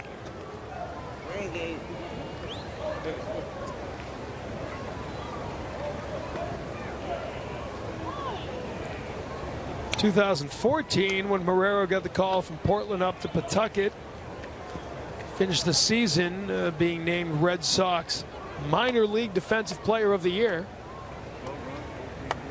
Again, has been the primary shortstop for the Paw Sox since, but they've moved him around at different bases as well. Let's see if he can handle that utility role should he get the chance to stick with the major league level, and he'll take ball 4 to draw the walk and keep the inning going here in the 4th. I think it just goes to show you the premium that Major League Baseball puts on the defensive ability. And so that will do it for Vogelsong, as Molitor will come out and take the ball here. So 2 on, and a 2-run lead for the Twins. Will come back. The 4th inning continues here in Fort Myers. Live, visit MLB.tv for details. So the Red Sox putting together a good inning here in the 4th, and Xander Bogaerts trying to keep it going against the young lefty Randy Rosario. Rosario just 22 years old, and in his 2nd spring training with the big club, signed as a 16-year-old from the Dominican Republic back in 2010. Another one of those kids out of the Dominican Republic that's virtually known nothing but baseball in his life. He signed a professional contract at 16. He's now 22. Unbelievable. And knows Fort Myers well. Last year out of camp, spent most of the year in Single-A Fort Myers, where he posted a 3.34 earned run average. Got called up to Double-A Chattanooga and made 4 relief appearances for the Lookouts, giving up 7 runs in 6 innings. Pitched well in the Arizona Fall League, which is often a major hurdle for young players to overcome. So many of the young prospects, best young prospects, come together in Arizona for fall ball. They liked his development there. Now with the big club, and again, a team coming off a 103-loss season is willing to give just about anybody a good look. All hands on deck. You know, you think about it too. You sign at 16. What are you? You know, you're a junior in high school somewhere else. You know, the development process. People wonder, well, if he signed that long ago, why is he still pitching an A-ball? Well, shoot, he's a kid. Here's the 1-2 from Rosario. And Bogaerts takes it for ball 2.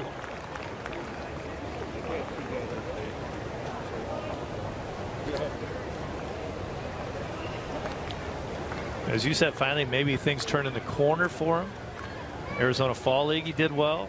Finally starting to mature a little bit as a physical ball player rather than being a child playing baseball, really. Bogaerts gets out of the way of that one, so it'll be a 3-2 count here with 2 down and 2 on. And a 2-run Minnesota lead.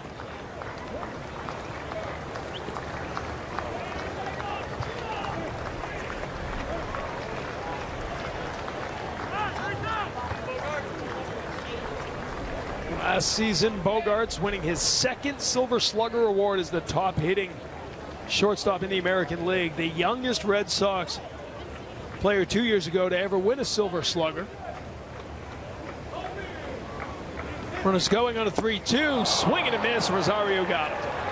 But the Red Sox score 3, and it's a 7-5 Minnesota lead heading to the 5th. Biogen Foundation, igniting a passion for science. So the Grapefruit League underway. 38 games in all on this expanded spring training, and games coming up on Nesson. We'll be with you tomorrow up at Port Charlotte. Next weekend, we've got games at Bradenton against Pittsburgh, and here in Fort Myers against the Braves. Games against Baltimore, Tampa Bay, Philadelphia, and more as Joe Kelly enters the game as the 4th pitcher of the game for the Red Sox. Kelly now his 3rd full season with the Red Sox, having converted himself exclusively to relief late last season, and by the end of the season had really become an important part of that bullpen. Well, you had talked about it really a couple of seasons ago, how you always thought, man, I'd love to see Joe Kelly come out of the pen and just bring it. Now he's got that fastball that's up around 98. He's also added a devastating slider to his repertoire. It makes a big difference. Ground ball here. Sandoval up throwing in the first out of the inning as they get Park. Joe Kelly last season appeared in each of the 3 Red Sox playoff games, retiring all 11 batters he would face. 3 2/3 innings, got them all. I think he's finally found a home there at the back half of a bullpen. Struggled at different times as a starter. Really has still struggled himself to really establish himself in a Red Sox uniform. He spent time in AAA in each season. My only worry, that one down in the dirt, always with Joe Kelly, especially being a back-end reliever, is how many strikes would he throw? And there are certain athletes who have to work harder than anybody to get to where they are. And Joe Kelly certainly works hard. But there are some guys who are just true natural athletes. And Joe Kelly reminded me of that twice this week. The charity golf tournament earlier this week for the Southwest Florida Children's Hospital, he played wearing flip-flops and would take them off and swing barefoot and hit it 320 yards down the fairway. Repeatedly. I know, because I was 2 holes behind him, and every time we got to a tee, the people at the tee would tell us, you won't believe what Joe Kelly did. Yeah, I know. He hit it barefoot, and he hit it 350 yards. And then Thursday night, Florida Gulf Coast University down the road, Dunk City as they call them, won their conference tournament. A bunch of the Red Sox players went. And Joe Kelly threw, how long is a basketball court? A full-length, 80 feet. One-hand, 80-foot basket across in front of the crowd and video cameras and everybody around him. Now, admittedly, I think it was his 3rd attempt. But as he pointed out, game's about adjustments. I made the adjustments. So Joe Kelly, whose father was an NFL player, was a good football player, signed with the San Diego Chargers as a wide receiver out of Vanderbilt University. So clearly there's some athletic genes in that Kelly family. I don't know if they've had any races here. You got some guys that can really fly on this ball club. But when he was at St. Louis, he was the fastest player on their team. Fastest guy on the team. Yes. Let's see him and Mookie go at it. I'm sure the Red Sox training staff would just assume we do not stage that race. They probably just assumed that they didn't stage the full court shot, throwing it like a baseball. With his velocity, he probably took something off that to get it across. I'm sure. The length of the court. Just cut it a little bit. 2 up, 2 down, an 0-2 pitch to Haig. Down to the dirt, tried to get him to chase. Chris Hale also dunking when they were hanging around on the court before.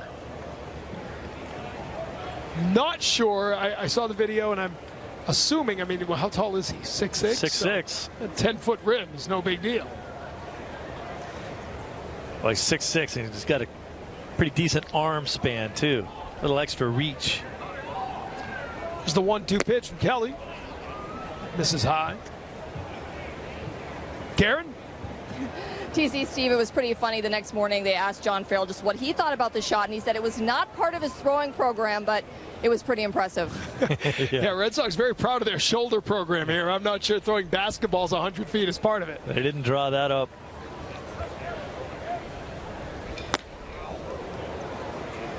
So Haig working his way back from an 0-2 count. It's now full. It's part of what John Farrell does very, very well as a manager, the way he handles situations. I'm sure that was the public comments. I bet he had some stronger words for Joe Kelly in private, saying, hey, come on now. Not sure that's what we really want you doing.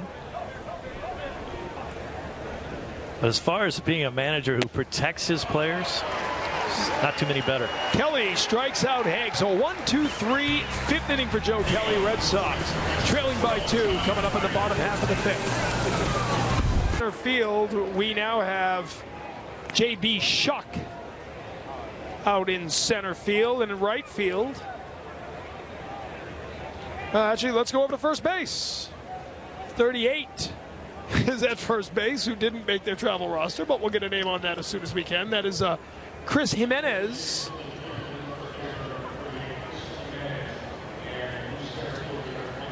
Other changes as well. Field, Escobar, and Haig staying the same. Grossman still in left. Murphy behind the plate, and then there's Adalberto Mejia. Adalberto Mejia, the 23-year-old who was traded from San Francisco for Eduardo Nunez late last season, enters the year as the team's 6th best prospect. So good young pitcher, the lefty, on the mound now for Minnesota. And the Red Sox, with Mookie Betts leading off, after putting up 3 in the 4th inning, trying to rally back from what was a 7-2 deficit. It is now a 7-5 game.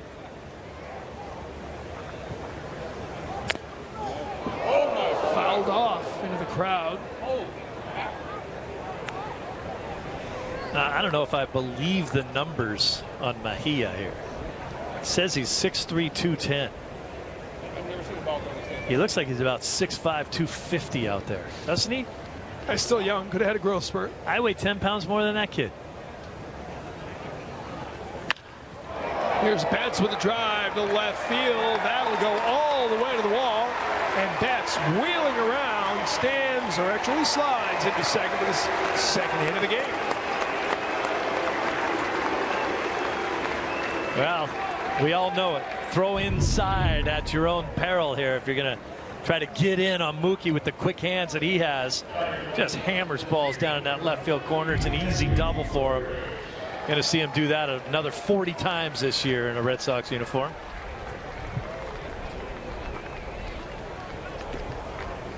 So now the runner at second, Hanley Ramirez.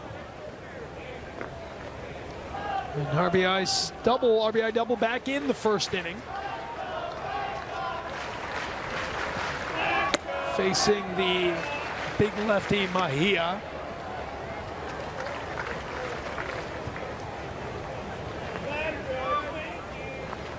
We told you Mejia, one of the top prospects in the Twins organization. 2014 was the 4th top prospect in the San Francisco organization, but in the end of the season he was suspended 50 games for a banned substance, returned midway through 2015, and then traded to Minnesota last year. Made his major league debut and gave up 2 runs in 2 1/3 relief innings. And here drops in a strike on Hanley Ramirez. Nice little breaking ball right there from Mejia to go along with the power fastball. Hanley, meantime, last year's Comeback Player of the Year award from the Boston chapter, the Baseball Writers of America Association. Career high 111 RBI and his second 30 home run season. Here, ground ball to short. Field is up with it. So the ground out will advance the runner. Now, that's 90 feet away with 1 out. And Moreland stepping up to the plate.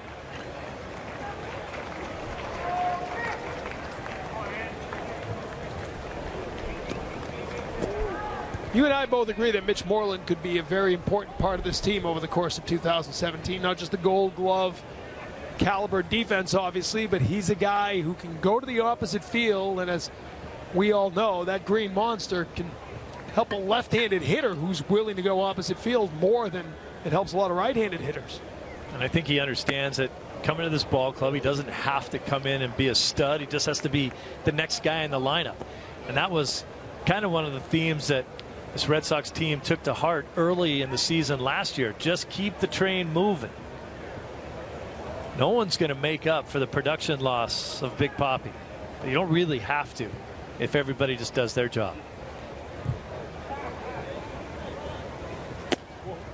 Takes an inside pitch there, and these opportunities against left-handed pitching and over the course of spring training could be very important to Moreland as he tries to make his case to be an everyday player, not just a guy who will face righties. Yeah, he's talking about the fact that he doesn't mind facing lefties. He's not afraid of it. He had good numbers last year.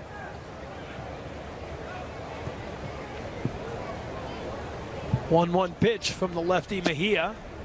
Drops in for a strike. Moreland has hit 20 or more home runs in 3 of the last 4 seasons. 22 last year, which was one off his career high from the year before, and is a .304 career hitter in 33 playoff games.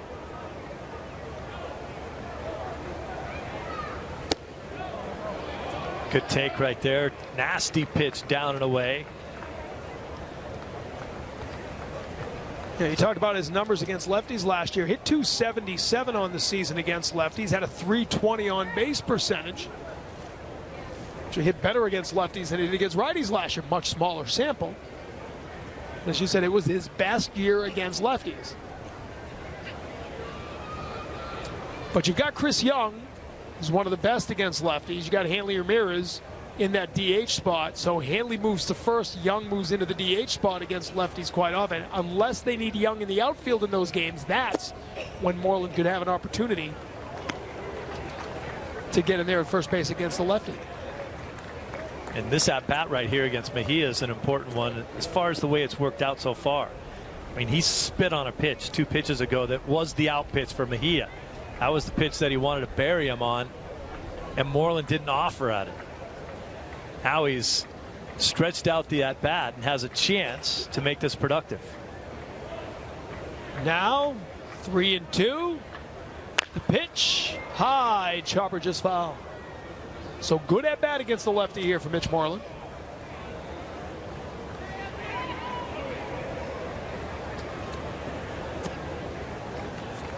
(7-5) Minnesota leading here in the bottom of the 5th. A 5-run 3rd inning for Minnesota. The story: Tyler Thornburg struggling in his first Grapefruit League appearance for the Red Sox. Swing and a miss. Mejia got him. 7-pitch at bat. The strikeout there for the second out of the inning, and Chris Young will step up with 2 down and a runner on third. Hey, Mejia, credit there, just going climbing the ladder. He threw his entire arsenal at him. Pretty good battle. Mejia ends up winning it.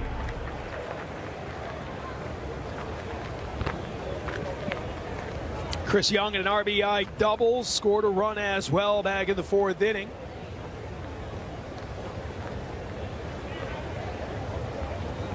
He'll face the lefty Mejia.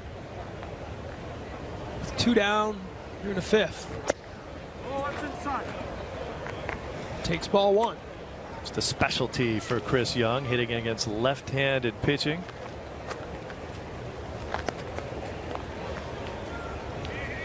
Boy, he had some important at-bats against righties all last season as well, didn't he?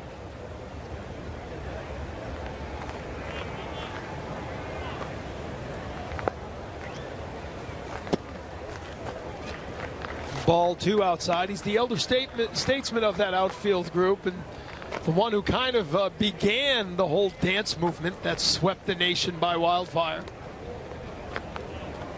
And John Farrell, at the beginning of camp, is very quick to point out that Chris Young is one of the leaders who steps in the wake of David Ortiz with Dustin Pedroia, Hanley Ramirez. But Young, obviously, is 7 major league seasons, is a respected leader on this team, and a veteran who's well respected throughout the game. He's not a boisterous guy. He's just one of those guys that when he says something, it's pointed. You understand where he's coming from, and he makes sure that his points are well taken.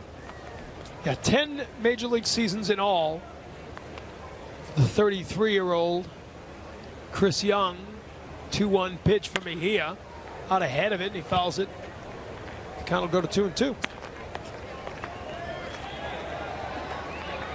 His first 7 major league seasons, he played only center field. Now he'll play left field for the Red Sox, and John Farrell making it clear that if he is in a game because they don't like the lefty-on-lefty matchup somewhere else, it'll probably be Bradley coming out of center, Benintendi moving over to center with Young in left.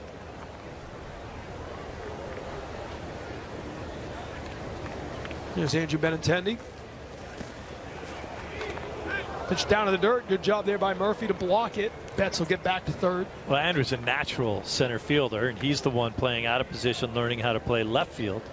Even by his own admission right now, isn't a great defensive left fielder. He said, that's why I'm working on it. So you got to like the attitude there. Cue up the tape from Tropicana Field last year when he made that catch up and over the wall. That was a great catch. No question about it.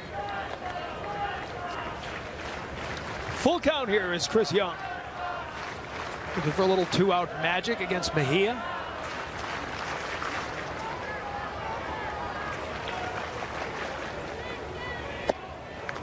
Takes ball 4. So Young works a 2-out walk, and we'll have bases or men on the corners for Pablo Sandoval, who will once again resume switch hitting this season. Spent time in the offseason with Miguel Cabrera. Not a bad guy to work on your swing with. Says he essentially retooled his right-handed swing completely. He's put in a lot of time over the last 2 weeks here, spring training, working on that right-handed swing. Remember, he had given it up 2 years ago, sticking to the left-handed swing. I'm not sure if he gave it up or his right-handed swing gave up on him. It was pretty dismal there for a while, but you know, when you're a switch hitter, that's not something you just want to put in the closet. First pitch swinging, the foul pop back into the seats. A baseball player's career is littered with bad seasons. There's the difference in the swing that you were talking about before that he's worked on. Just because you have a really bad one season as a right-handed hitter doesn't mean you just throw it away. Played just 3 games last year and ultimately undergoing surgery to repair a torn labrum.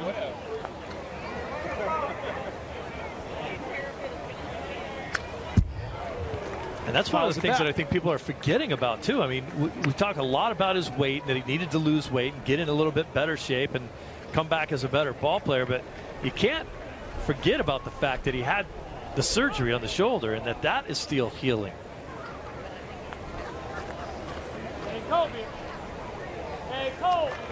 Watch him take a lot of ground balls and make some throws over to first base, where he is kind of taking it easy right now, just getting it over there, not putting too much zip on it.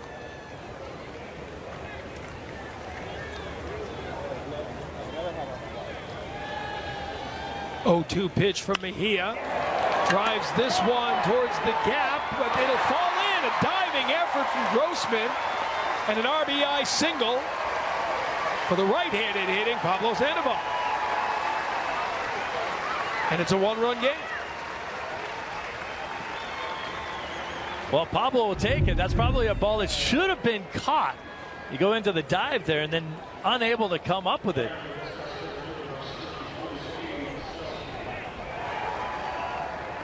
Good read by Young. He ends up on third base.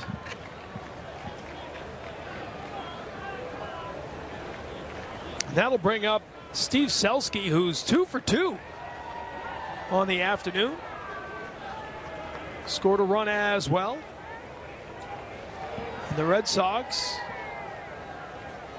down 7-2. At one point have battled back within a run. Tying run now 90 feet away. And Selski will take ball one.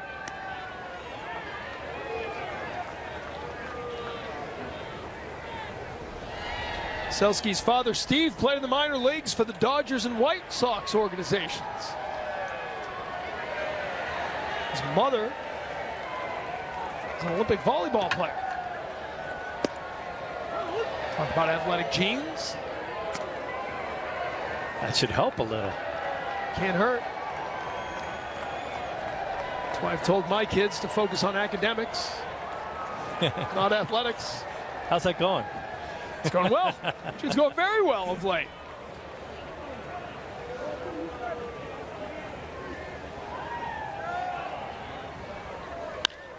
Ground ball to the right side. Getting over there is Field. Throw pulls Jimenez, but he holds on for the final out. So the Red Sox get a run on 2 hits and a walk, and it's a 7-6th inning for the Red Sox. The lefty making his first appearance of the spring, after his team has battled back to make it a one-run game. Got some changes out of the field as well, Steve. Ooh, lots of them. See what we can tell you as we go along here. We've got, let's see, I know we got Alan Craig out in left field. It's a good place to start. Take a look at Alan Craig. Rusney Castillo in center now. And over in right field, I'll tell you in a moment here, as that's ball one to Escobar. Junior Lake in right field.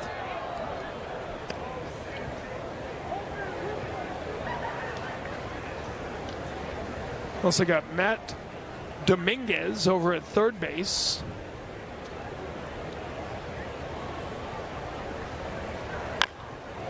That'll be a ground ball, and no sooner do I tell you about Dominguez than he gets up and throws it across the infield. Well, you know the rule is if you're a defensive replacement, the first ball has to get hit to you. It will find you, won't it? Even though there was like 6 of them in this inning.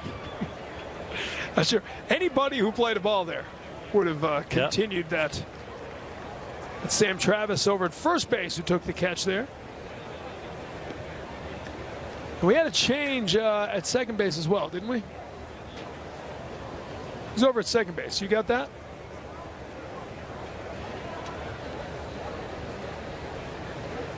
Marrero moves over to short. And Mike Miller is your new second baseman. Number 88 on your roster. All right, you got all that? I hope so. There's a diving effort for Castillo, and he makes the catch. Sweet looking red glove. Castillo out there. Yeah, a little backhand sliding catch.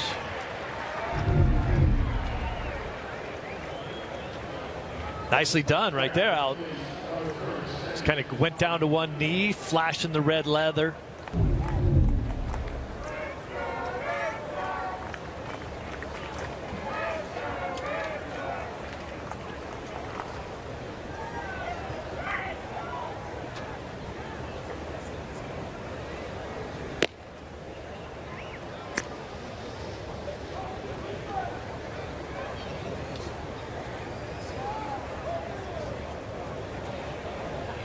So two quick outs for Robbie Ross.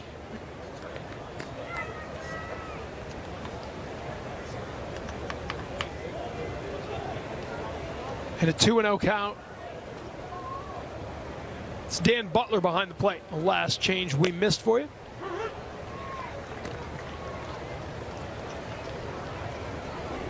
Dan Butler last year with the Pawtucket Red Sox hit .308. His major league debut a few years back, and couldn't have been happier about it. The entire organization couldn't be happier about it, because this is a guy who has battled for everything he's ever gotten in baseball, has made the most of his opportunities. Meantime, Robbie Ross came up that year with a big beard. Absolutely. Looked like Yukon Cornelius. Swing and a miss there. So a 1-2-3 inning quick work for Robbie Ross Jr.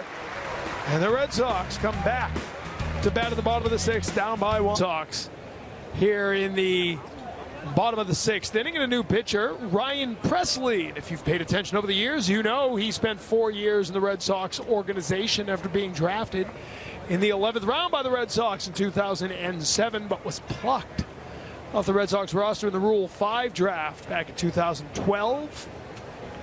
And has settled in nicely with the Minnesota Twins since 2015. 99 appearances, the most of any Twins reliever, now 28 years old. You know, the Rule 5 draft, you get picked, you got to stay on the Major League roster the entire season. Or they send you back. Or they send you back, and the Red Sox would have gladly taken him.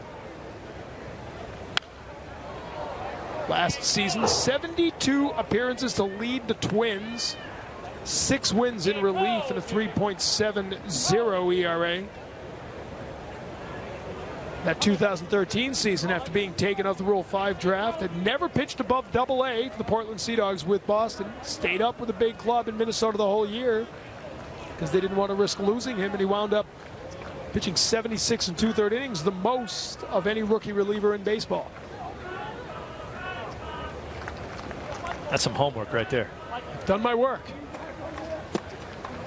Now, that's a tenuous situation for any organization on a Rule 5 draft, because you're generally putting a guy at least a class above anywhere he's ever played before, and you have to keep him there. You put him in the big leagues. This guy hasn't pitched above Double-A. Sometimes they baby that guy a little bit, but they certainly did with Presley. They ran him out there.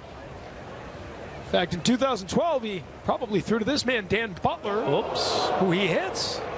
He didn't like Danny, no doubt. Maybe they had some bad blood. I don't know. I don't think so, though. I think that was inadvertent. We got some changes for you. You ready? Those of you scoring at home, Reginado, now your left fielder for the Minnesota Twins. Shuck stays in center. Granite is your right fielder. There he is, number 66 on your roster. We'll get you more changes in a moment as Marrero steps up to the plate. Devin Marrero, his second at bat, drew a walk back in the 4th.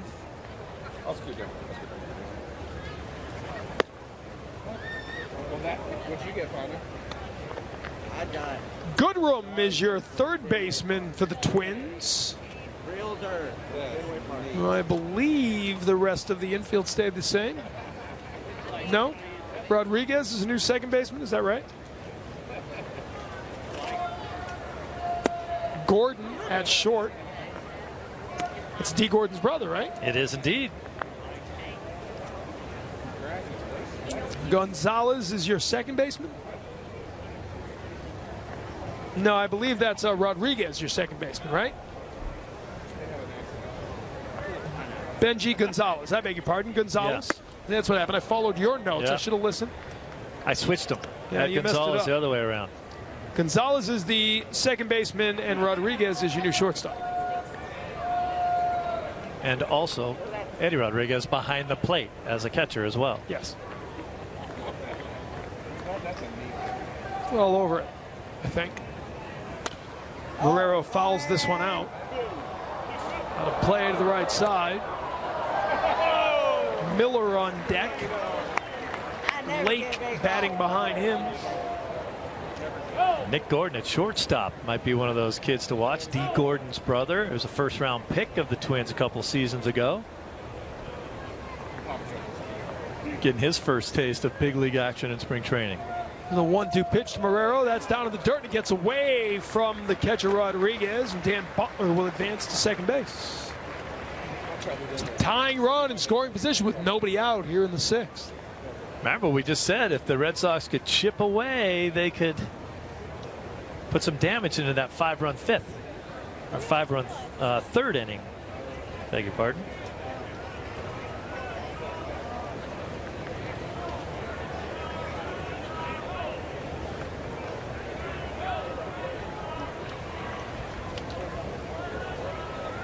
Pitch from Presley, swing and a miss. He got him.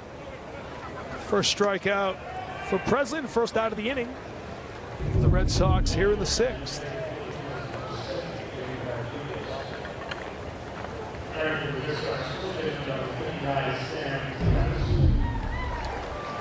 So 1 out here. That'll bring up Miller for the first time today.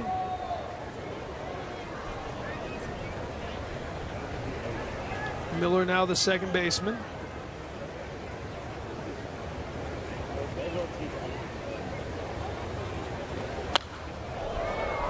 Fouls that one off.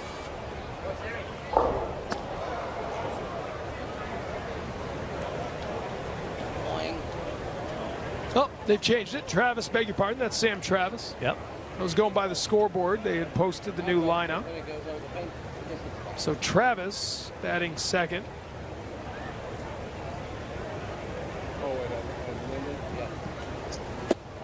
Travis had that 3-run home run in the first game of the season, as you mentioned, wouldn't count as against Northeastern. Big towering drive to left field with a couple guys on base. As he rounded the bases, it looked like his knee was fine. He says he doesn't really bother wearing a knee brace unless he's doing agility drills. Well, this is a guy who was creating a lot of excitement last season before the injury, and he sends a towering fly ball to left field. Oh. And all kinds of trouble with it there for Reginato. Coming around is Dan Butler, and the Red Sox have tied this game up at 7 apiece. An RBI double for Sam Travis with 1 out here in the 6th.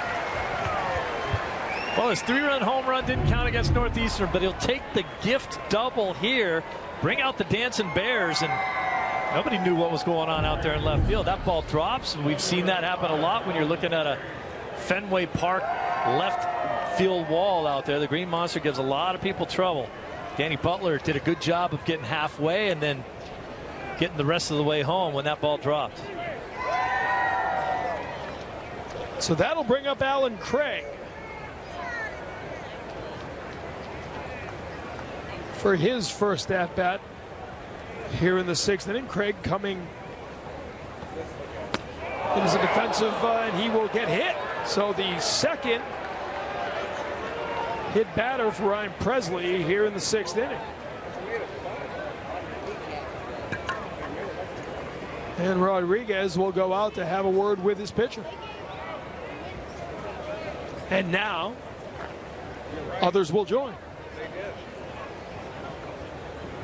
2 on, 1 out, tie game here in the 6th.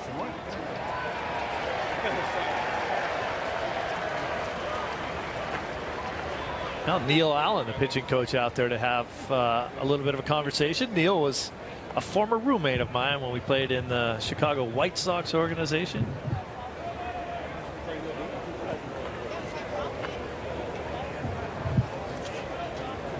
And off he goes. Dropped some words of wisdom. He said, "Stop hitting, guys." You think that's what he said? That's exactly what he said. Stop Don't hit it. the batter. Stop it. Don't hit the batter. That's what I want you to focus on this next at-bat. Home plate. It's that white thing shaped like a house. Brian Bogusevic, new DH, stepping in for Hanley Ramirez. He drove in all the offense yesterday for the Red Sox. The 2-run homer and a 3-2 loss. One swing of the bat. He takes ball 1 here. And none of the guys we talked about before, we were talking about outfielders trying to make this ball club. Just make an impression somewhere. Make an impression on the organization here and see if they may like you in the future, but you're also trying to make an impression on all the other ball clubs that are out there. Bogusevic's been around for a while now. People know who he is. 33 years old. Yeah. Spent last year in Japan. It didn't go real well in Japan for him, so back stateside now. Prior to that, he played for the Philadelphia Phillies. Before that, Chicago Cubs, Houston Astros. So he's been around Major League Baseball. Left-handed hitter. High fly ball to center field. Shuck is under it to make the catch. Travis advances on the fly ball. So now the go-ahead run at third base after the fly ball from bogey 7. Travis did a good job right there, tagging up, just knowing that your center fielder is going away from the play, being left-handed. It's a much tougher throw for him to have to turn back and throw. He may have advanced to third even if it was a right-hander out there, but those are some of the things that you think about when you're on the base pass. Who's in the outfield? How deep are they playing? What arm do they throw with? What side are they having to throw from? That'll bring up Mike Miller getting his first at-bat of the game. Nope, beg your pardon. Is that Dominguez? Dominguez, the third baseman? It is. It's Dominguez, the third baseman. I was right about his first at-bat of the game, though. Yes. I'll stick with that.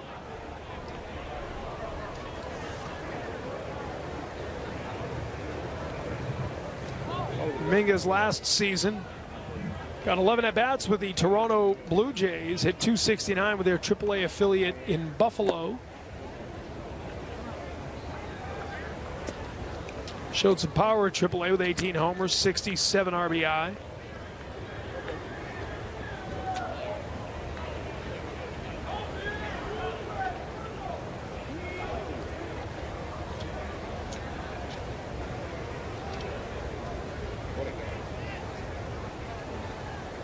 Pitch from Presley, misses.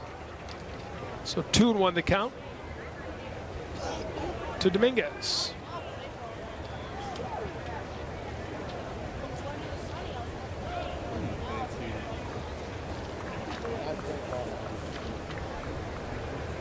Seven game here in the 6th inning. The Red Sox battling back from a 7-2 deficit. Ground ball to third base, played there in time for the force out at second base to end the inning. But the Red Sox get a run on the RBI double from Sam Travis, so we're tied up at 7, heading to the 7th. Steve Lyons here on a Saturday afternoon in Southwest Florida, and a new pitcher on the mound for the Red Sox, Heath Hembree.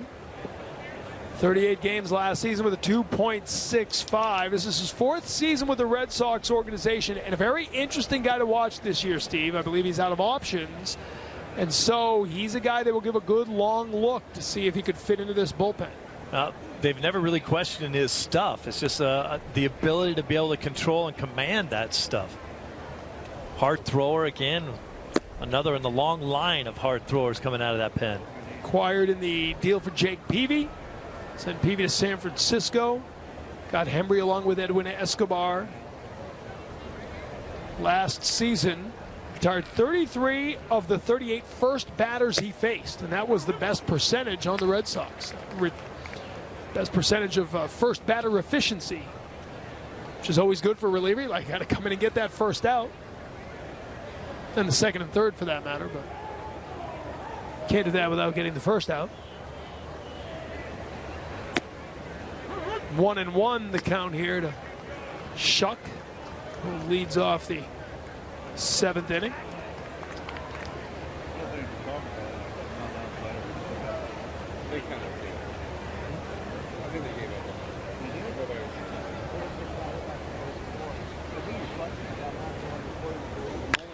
Fouled off by Shuck. Hembree, the 2.87 career Major League ERA. So, like you said, there's never been any doubt. Spent time as a closer for the Paw Sox.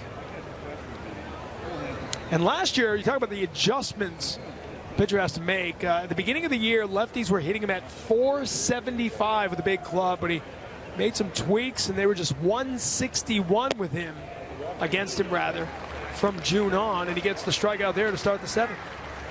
Nasty right there, a little sinker or a little slider down and into a lefty. It's always a tough pitch to hit, tough pitch to lay off too.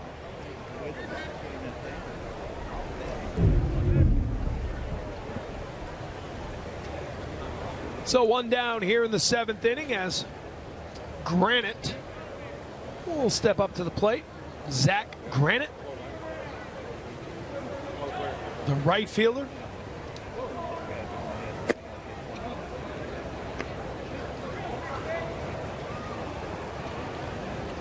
Our first broadcast for you here on NESN. They began their Grapefruit League play yesterday afternoon against the Mets. We'll be with you again tomorrow up at Port Charlotte, taking on the Tampa Bay Rays. 1 o'clock start here on NESN. Opening day, a little over a month away at Fenway Park this year as they open up at home. So we get some of those 70-degree days that they're getting up there right now. That would be nice. What are the odds? None. The eternal optimist, Steve Lyons. Looking forward to wearing my long johns underneath my suit again for a month and a half. Looking forward to my little electric heated pad that I have out on Yawkey Way. You're going to have to find a way to get another one of those. You can find a way. Go buy one. That's what I did. Figure out exactly what it was. That's your move. Only took me, 12 years of hosting shows on Yawkey Way to figure out I should get a heating pad. Ground ball to second base. Miller up and makes the throw in time for the second out of the inning. On the Knicks, Charlie Moore outdoors. Charlie is joined by Red Sox legend Rico Petrocelli. Charlie and Rico relive Red Sox moments from 1967 and 75 and catch some beautiful smallmouth bass. All that and more on the next Charlie Moore Outdoors tomorrow at noon on NESN. 50th anniversary of the Impossible Dream season of 1967. Doesn't seem possible. It's impossible. 50 years. Red Sox will be celebrating that anniversary all year long. One of the truly improbable runs for any team we've seen in New England. 8 straight losing seasons heading into 1967. And people thought it would be a major milestone just to have a winning record in 67, let alone win the American League pennant and go to the World Series.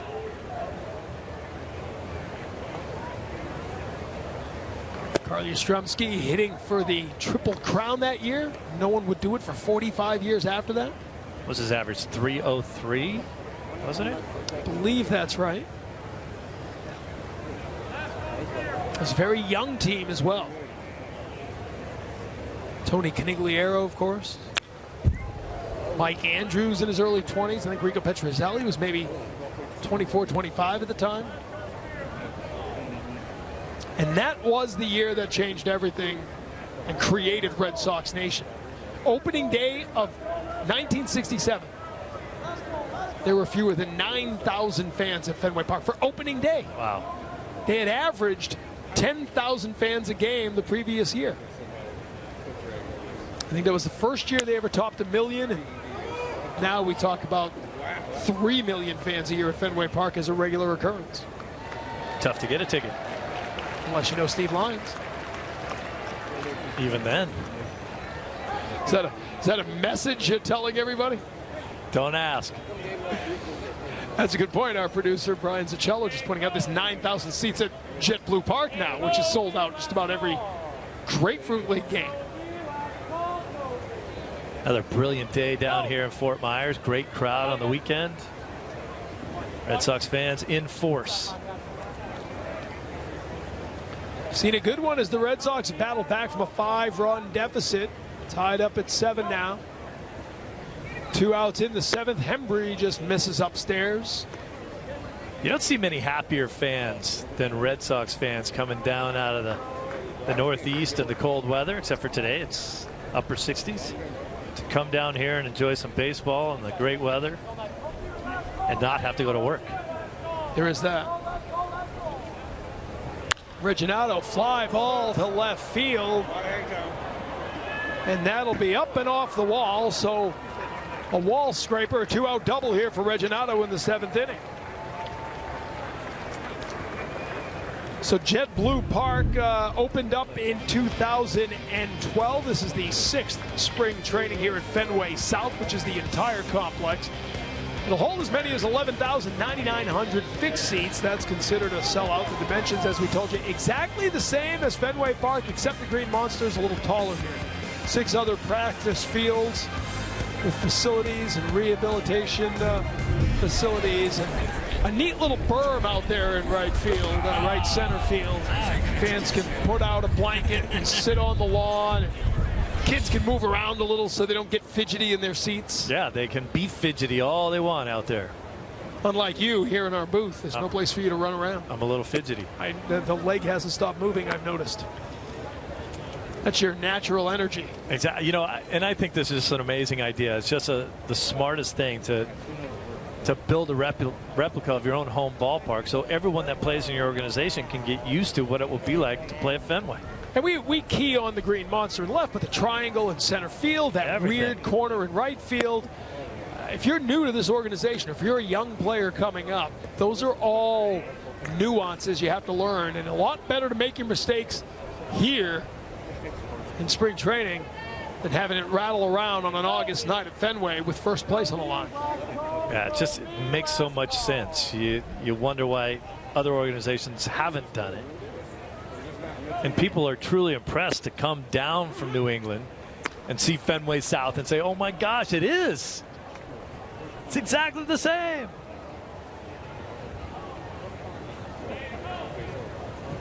The manual scoreboard out there in left field, just like the one back home. Local advertising.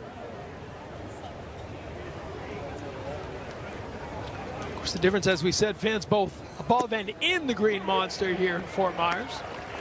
Strike two, the call there. Hembry looking to get out of it. The 2-2 count here to Jimenez, the first baseman.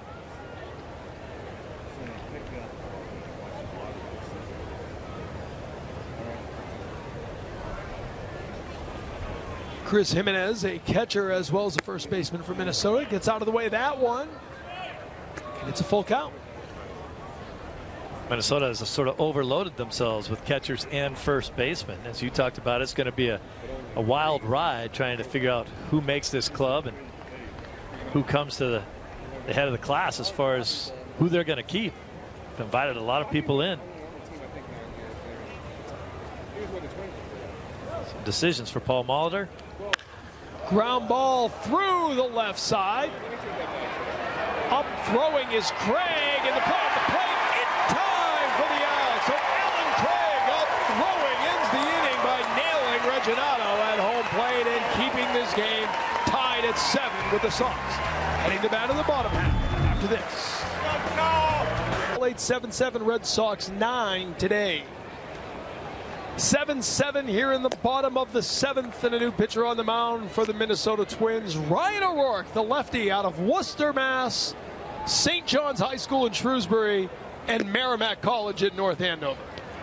I know you had a nice conversation with him earlier before this game started. Did he remember who you were? He did.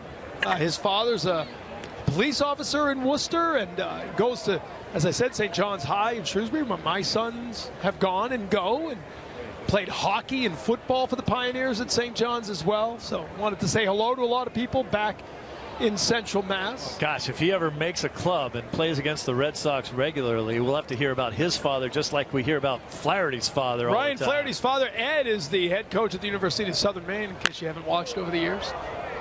Here's Junior Lake leading off. The unfortunate part for Ryan O'Rourke is an article that appeared in the St. Paul Pioneer Press last week, talking about his pregame ritual, which apparently involves losing his lunch, as it were. Puking. Yeah. And that kind of has gone viral with Barstool Sports, ESPN's Buster Olney picking up on it. He says, I really don't want to be known as that guy, but other athletes have done that over the Bill Russell for the Celtics, most legendary. Sure. A lot of basketball players I knew used to barf before their games. It's all, a little bit of nerves. It's, hey, it lets you know that he's ready to go, that he's thinking about it, that he's into it. I hope he's able to find a bathroom or somewhere out of the public eye to get that business done. And we'll move on to other topics now as we talk about his attempt to get Junior Lake here. The interesting thing for Ryan O'Rourke, who was designated for assignment last year, Minnesota Twins actually letting him go. Anybody could have grabbed him. Nobody did. So he went to Rochester, their AAA team, pitched fairly well there. And then when he came back, lefties hit him .077 the rest of the season. So this guy could be very good lefty on lefty specialist as he gets Junior Lake to begin the inning here. And there is always a room for a guy like that. If you're a lefty who can consistently retire left-handed hitters, every team's looking for that kind of guy. I think that's what you were talking about with him, is that's kind of the role he's hoping to hold down on this club. Be that guy that comes in and gets a tough lefty and sits down, says thank you very much. By the way, I want to give a shout out to Nesson managing editor Mike Berry, who of course is also a pride of Merrimack College. Wanted to make sure we gave a lot of love to Merrimack and the Warriors program. Mike was a pitcher at Merrimack, and his work on the mound for the Merrimack Warriors made him the great television executive he is today. Yeah. Because he knew he didn't have a major league career pitching. But Ryan O'Rourke, 28 years old, has been up and down the last couple of seasons, got a couple of chances with the Minnesota Twins. His parents aren't here, taking advantage. And again, Minnesota, as we said, their ballpark right across town. So there's folks down here visiting, getting to come over and watch him pitch against the Red Sox. What a dream for anybody, Worcester or New England, to see their son pitch against the Red Sox. Castillo fouls one off there. It'd be a nicer dream to have your son pitch for the Red Sox. Sure, that's all right. But if you have a son and he's a pitcher, him pitching with a major league uniform on his back is kind of a dream no matter where it is. It's his third spring training with the team. Last year appeared in 26 games for Minnesota. Had an ERA under 2 in 33 appearances, AAA Rochester. 2-2 the count here to Castillo.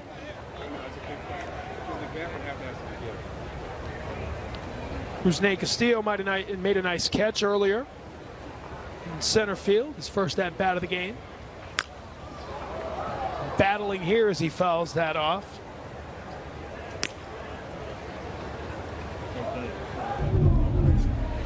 Look back at that catch. Terrific sliding catch for Castillo. Yeah.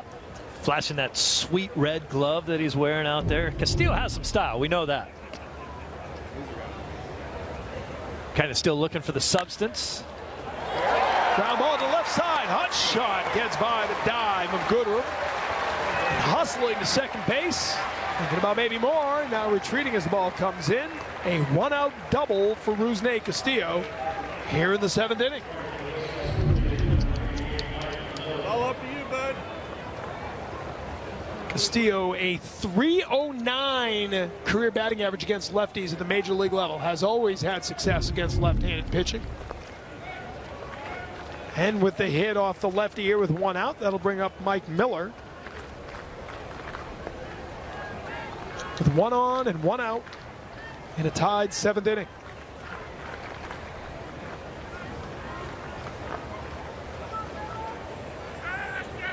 Now that might help get Castillo out of the doghouse a little bit. I know that we remember in previous seasons that Castillo had trouble remembering how many outs there were at times, throw the ball the wrong bases at times. Just kind of the fundamentals of the game were eluding him.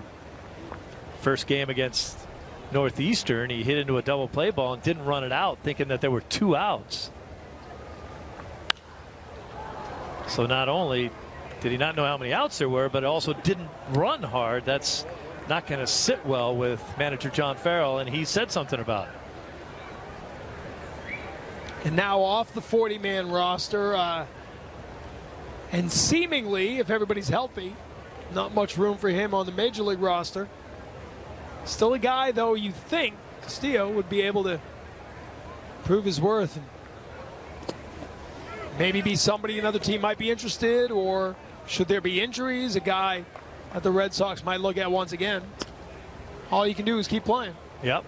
And, you know, and that's kind of the situation he's in. When you look at a guy like Alan Craig in the same situation, and Rusney Castillo, guys that were on the roster now off the roster, but still getting paid to play baseball here. You have to do everything right. You can't make a whole lot of mistakes. You can't make mental mistakes. You can't, you know, be a guy who's the perception is that you're not hustling. Castillo going as Miller swings and misses. A strike 3 there on the strikeout from O'Rourke. Advancing to third base is Castillo. So Butler now with 2 down. The go-ahead run 90 feet away. That's Good an jump excellent there. jump there. Yeah. Nobody really paying attention, and he just took off.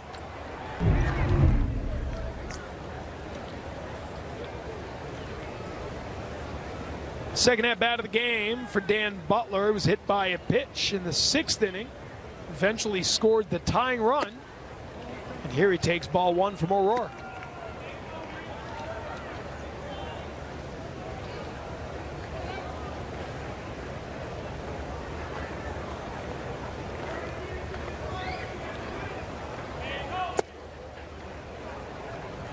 Two and 0 the count.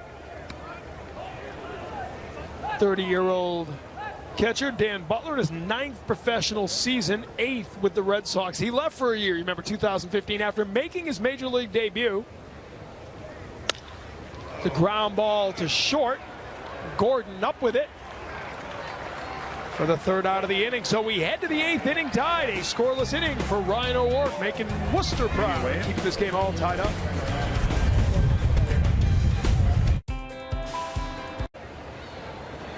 As we have another new pitcher, Edgar Olmos, coming in here for the 8th inning. He is the 7th pitcher of the game for the Red Sox. The 26-year-old signed as a minor league free agent this past November. He's pitched in 11 major league games with the Marlins and the Mariners. Spent all of last season in AAA Norfolk with the Orioles organization. At a 2.88 ERA last season in AAA. Left-handed pitcher. And you'll always run into guys like this over the course of covering baseball. But this is a guy who has been claimed off waivers multiple times. Signed originally as a 3rd-round pick of the Marlins in 2008. Claimed off waivers by the Mariners in 2014. Claimed off waivers by the Cubs in 2015. Later claimed by the Orioles off waivers, later claimed again by the Cubs off waivers as they took him back. Acquired by the Orioles for a player to be named later, and then signed by the Red Sox as a free agent. Do you want me to give you the quick answer as to why? Yeah, why? Big, tall, and left-handed. And again, last season, we told you, good numbers in AAA Norfolk, and still just 26 years old.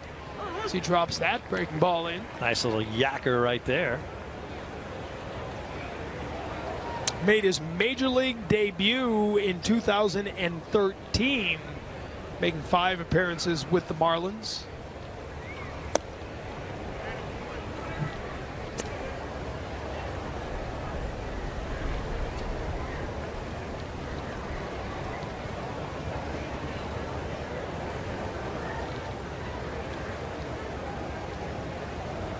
A 7-7 game here in the 8th inning. One's fouled off, back up here.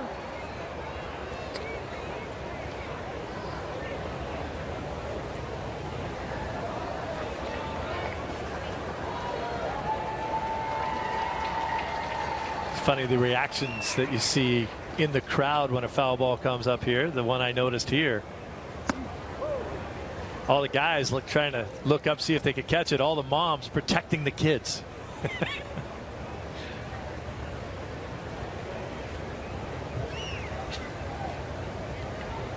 This is Dan Palka, pinch hitting. And he takes ball 4 outside. So Palka, walk. The Twins get the leadoff man on. And Nick Gordon will step up to the plate. No outs. Facing Olmos here in the 8th inning.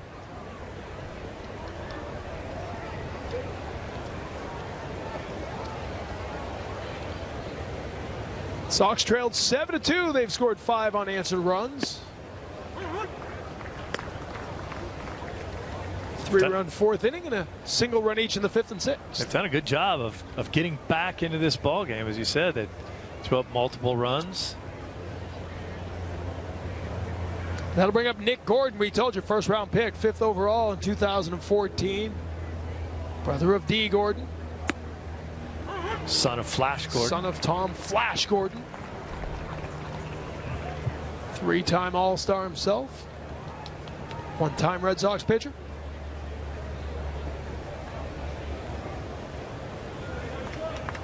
Spent all of last year in single-A Fort Myers, hit .291 in 116 games. But he's behind 0-2 here, and he fouls that off.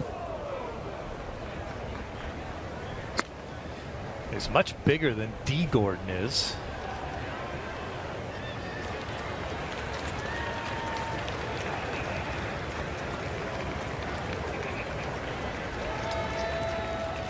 Hit .315 against right-handed pitching. .220 against left-handed pitching, so that is an area he will have to work on. Facing the lefty here. Almost throws back over to first to check on the runner, Polka. Polka doing the polka. Back over to first. Polka dots.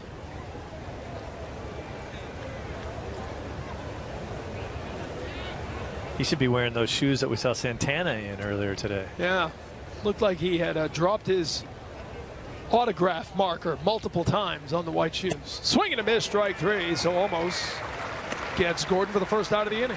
Good sharp breaking ball right there too, and as we talked about before, big tall lefty like that can drop a breaking ball on you. That'll get you some looks.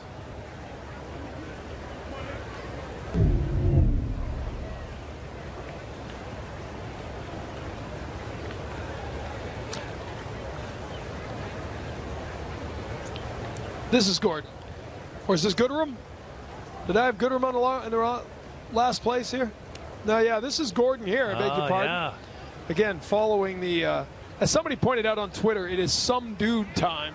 Yeah. Some dude grounding out to some dude. What's his name? Yeah, Johnny Allstaff. And from our vantage point, Goodrum and Gordon yeah. Look awful. That's on me, though. I take, don't, I appreciate you trying to cover for me.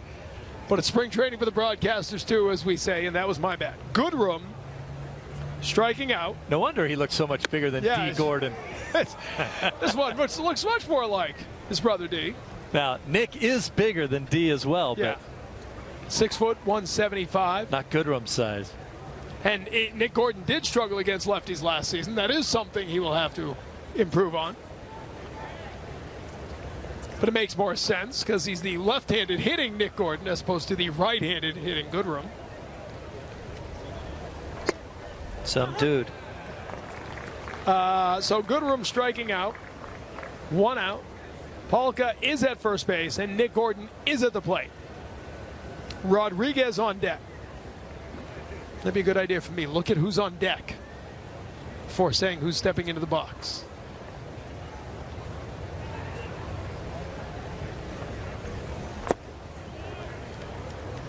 Ball 2 from Almost. Approaching the 3-hour mark on this one, and that, of course, is a hot topic in Major League Baseball, the length of game and the pace of play. Looks like they will be going forward with the intentional walk change. You won't have to actually throw as Gordon swings and misses at that. I don't have much of a problem with that, do you? No, I like it. What do you lose there? Is there any excitement? Well, there's no excitement. 1 out of a million. Occasionally they'll throw one over someone's head. There you go. And even in this age of pitch counts, you count those 4 pitches on a guy's pitch count, right? Now they won't have to. That's right.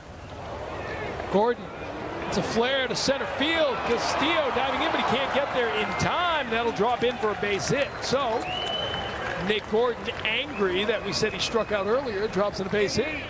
There's 2 on and 1 out. Looked like a pretty good jump by Castillo, just wasn't able to come up with it. Kind of alligator armed it a little bit at the end, maybe.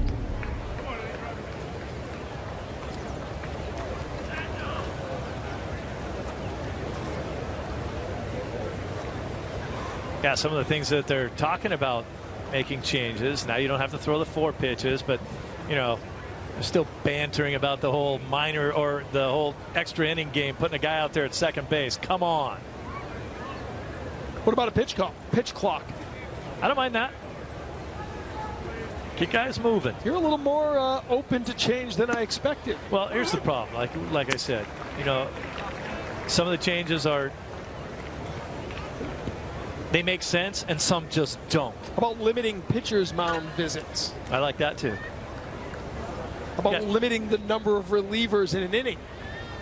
I don't like that. If you want to bring in a reliever in, you bring a reliever in. It's like eliminating the shift. It's a fly ball to left field.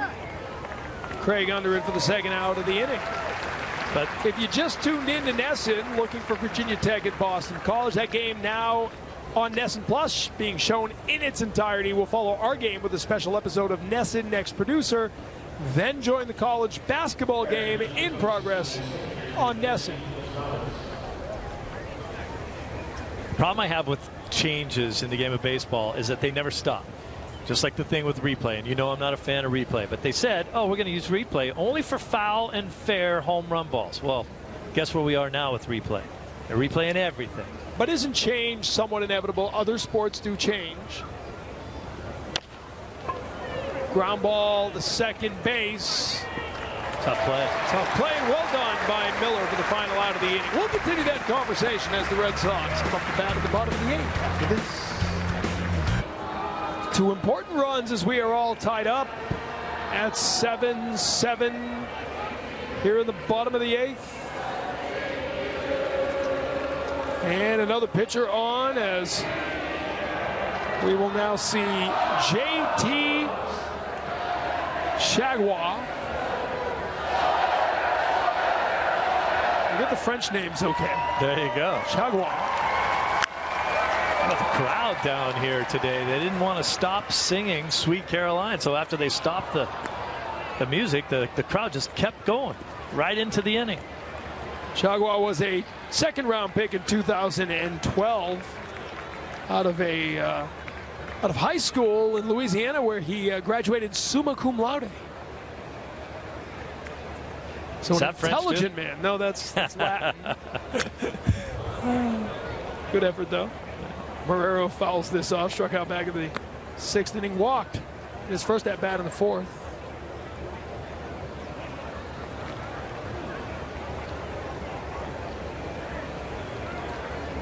Minnesota 7 runs, 10 hits, 1 error. The Red Sox 7 runs, 11 hits, 1 error.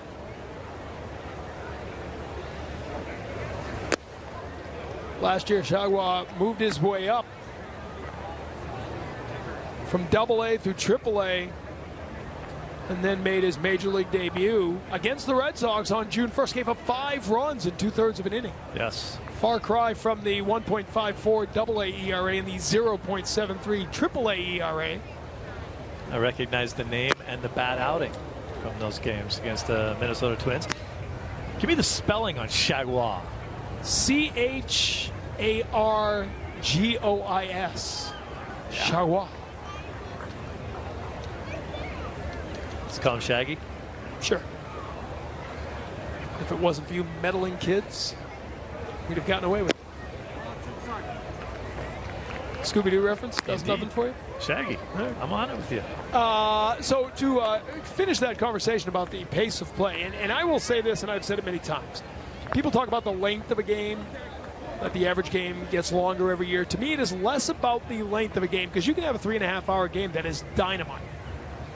As Marrero drives this one to the gap in right center field. Heading for second base, and a leadoff double here in the 8th inning for Devin Marrero. But I think it's about the, as they say, pace of play. What's happening in those 3 hours or 2.5 hours or 3.5 hours or 4 hours? You know, the intentional walk. I know people are saying, what, you're shaving 50 seconds off a game. But it's not about making the game 50 seconds shorter. It's about 50 seconds of nothing really happening in a game.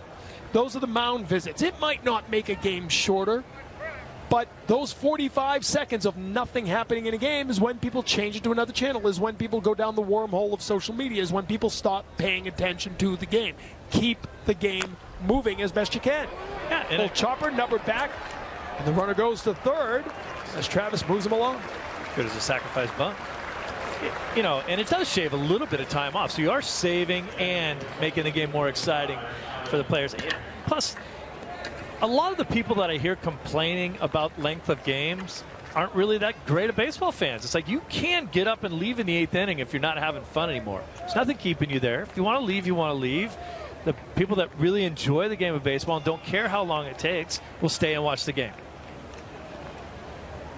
Tweaks here and there are a good thing. It makes it smarter. It brings the game into our current century. But, you know, Tony Clark, head of the Players Union, and wants to, you know, be very careful on this. As he said, there's chess and there's checkers. This is chess. There is such a thing as speed chess, but sometimes you have to appreciate chess. Oh. Game it is, Alan Craig. Hit by the pitch. Didn't it? He's up quickly. A scary moment there as Alan Craig will get looked at here as he heads to first base. Now he stops. Hopefully that was just a glancing blow. It looked like Craig was spinning away from the pitch. Hit for the second time today. 2 at-bats. He's been hit twice. See him pulling away up around the shoulder and ear flap. I got a little more of him than I thought. Stays in the game as he heads to first base, so that's good news. And that'll bring up yesterday's offensive hero, Brian Bogusevic. There you go, with a chance again late in the game. The 2-run homer yesterday. Good lesson right there to be learned from the kids that are watching right there. Turn away from the pitch. Don't back away to your left. Turn if you're a right-handed hitter, like Craig was in that at-bat. Turn back towards the catcher to turn away from the pitch. If he turns back away to the left, that one's coming to his face. Yeah, and you're just not getting out of the way quick enough doing it that way. And if the ball continues to sail on you, it'll get you. Swing and a miss there for Bogusevic. His second at-bat of the game, flied out to center field. Back in the 6th, long fly ball. Be enough to give the Red Sox the go-ahead run here.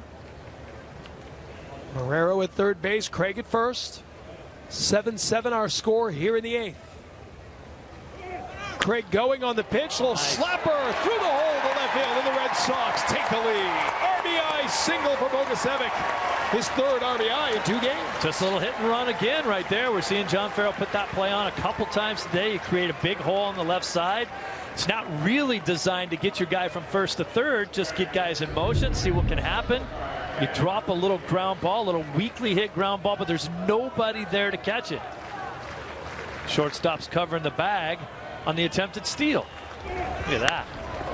It's a thing of beauty. Nobody in the way of catching that ball. The Sox battle back from down 7-2 to take an 8-7 lead here in the 8th. And Dominguez hoping to add to that. Matt Dominguez grounded into a fielder's choice to end the 6th inning.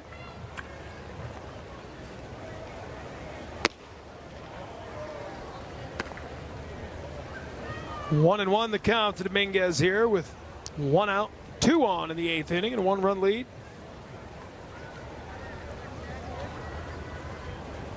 Last 4 Red Sox pitchers, Kelly, Ross, Hembree, and Olmos, pitching scoreless innings. So Red Sox bats got hot. Ground ball, third base. Go to second and to first in time for the double play to end the inning. But the Red Sox get a run, and we head to the 9th with the Red Sox leading 8-7. And to try to close it out, a non-roster invitee to camp in his 3rd. Is that right? 3rd season with the Red Sox organization? 12, 13, 14. No, 5th season with the Red Sox now. 3rd round pick of the 2012 draft for the Red Sox. Got up to AAA for the first time last season, and 3 appearances with the Paw Sox, 1.93 earned run average. Had a busy year last year, playing for 3 different classes during the season. Shuck, first pitch swinging, grounder to first. Nice play there by Travis. And he'll run at the first himself. 1 pitch, 1 down here in the 9th. I don't think people understand how difficult that is to be a guy who's playing well enough to get moved up. As you watch the replay of that play there by Travis, excellent. But then you have to move. You know, you're playing in Salem, and then you get sent to AA, and then you do well there, and you get sent to AAA, and you have to move again. And goodness. 2 years ago with High A, Salem had 10 saves, which was the most of any minor league pitcher in the organization. Saves are usually kind of doled around in the minors. You don't necessarily have one closer, and if you do, that guy usually gets called up for another role with the big club.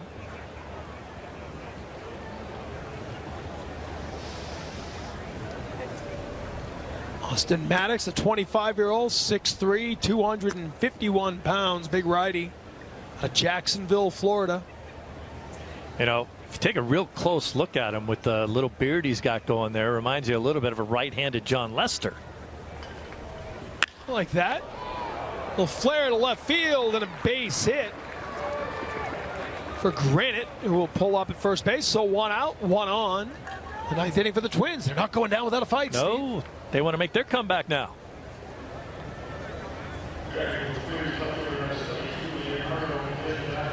That'll bring up Reginato with a man on and a man out. Reginato had a big double in the 7th inning and tried to come home on the Jimenez single. Alan Craig threw him out at the plate to end that inning and keep this one going. He also had trouble out there in left field with the Sam Travis drive to the wall that dropped in for a double that helped the Red Sox get some more runs. Runner going here as Reginato fouls that one off. Maddox was a third-team All-American 2 different times at the University of Florida. Was the SEC Freshman of the Year. How many All-American teams do they have? Apparently 3. I would not have known that. The over-under would have been 2 in my book. I've never heard of a third-team All-American.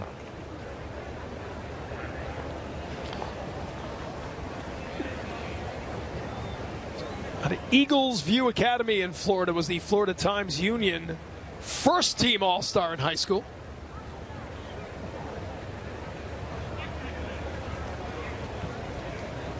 Oh, 1 pitch. Fouled off, so Maddox ahead, 0-2.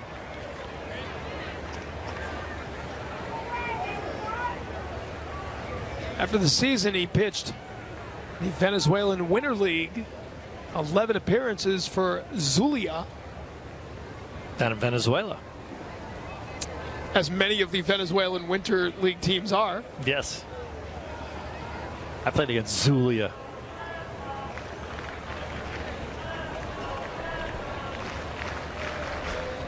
Ninth inning here at JetBlue Park. Red Sox holding on to a run lead. Easy for me to say. Maddox will miss upstairs. 1-2 the count.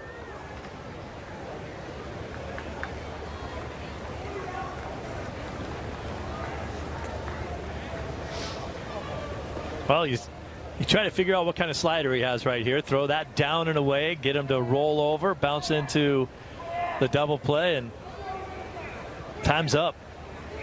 Everybody goes home happy.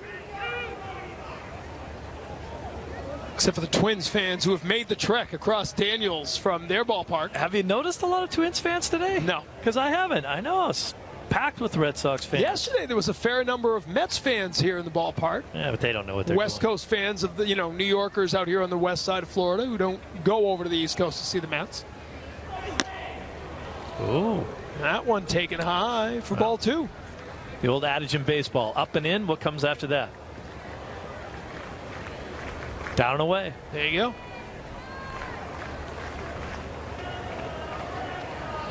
Backed him off the plate. See what he does here. The reason why that works and has worked for so many years in the game of baseball is as a hitter, you're afraid that the pitcher might double up and come back up in there again. You can't go leaning out over the plate looking for a slider down and away. Ground ball to short. Flipped over. No, taken by himself. In time, the double play. As Marrero gets it to Travis for the game-ending 6-3 double play. So the Red Sox rally to win this one. Down 7-2 at one point. Battle back to win it 8-7. And their first Grapefruit League of the year. Nice little play right there by Marrero, too. It took a funny hop on him, kind of climbed up the ladder on him, so he decided to take himself and get the double play to end this game. And a great comeback by the Red Sox after that 5-run third that could have killed them. So they are even up on the Grapefruit League with a win and a loss. They head to Port Charlotte tomorrow to take on the Tampa Bay Rays. We will be with you. Full coverage beginning at 1 o'clock right here on NESN. For Steve Lyons, Garen Austin,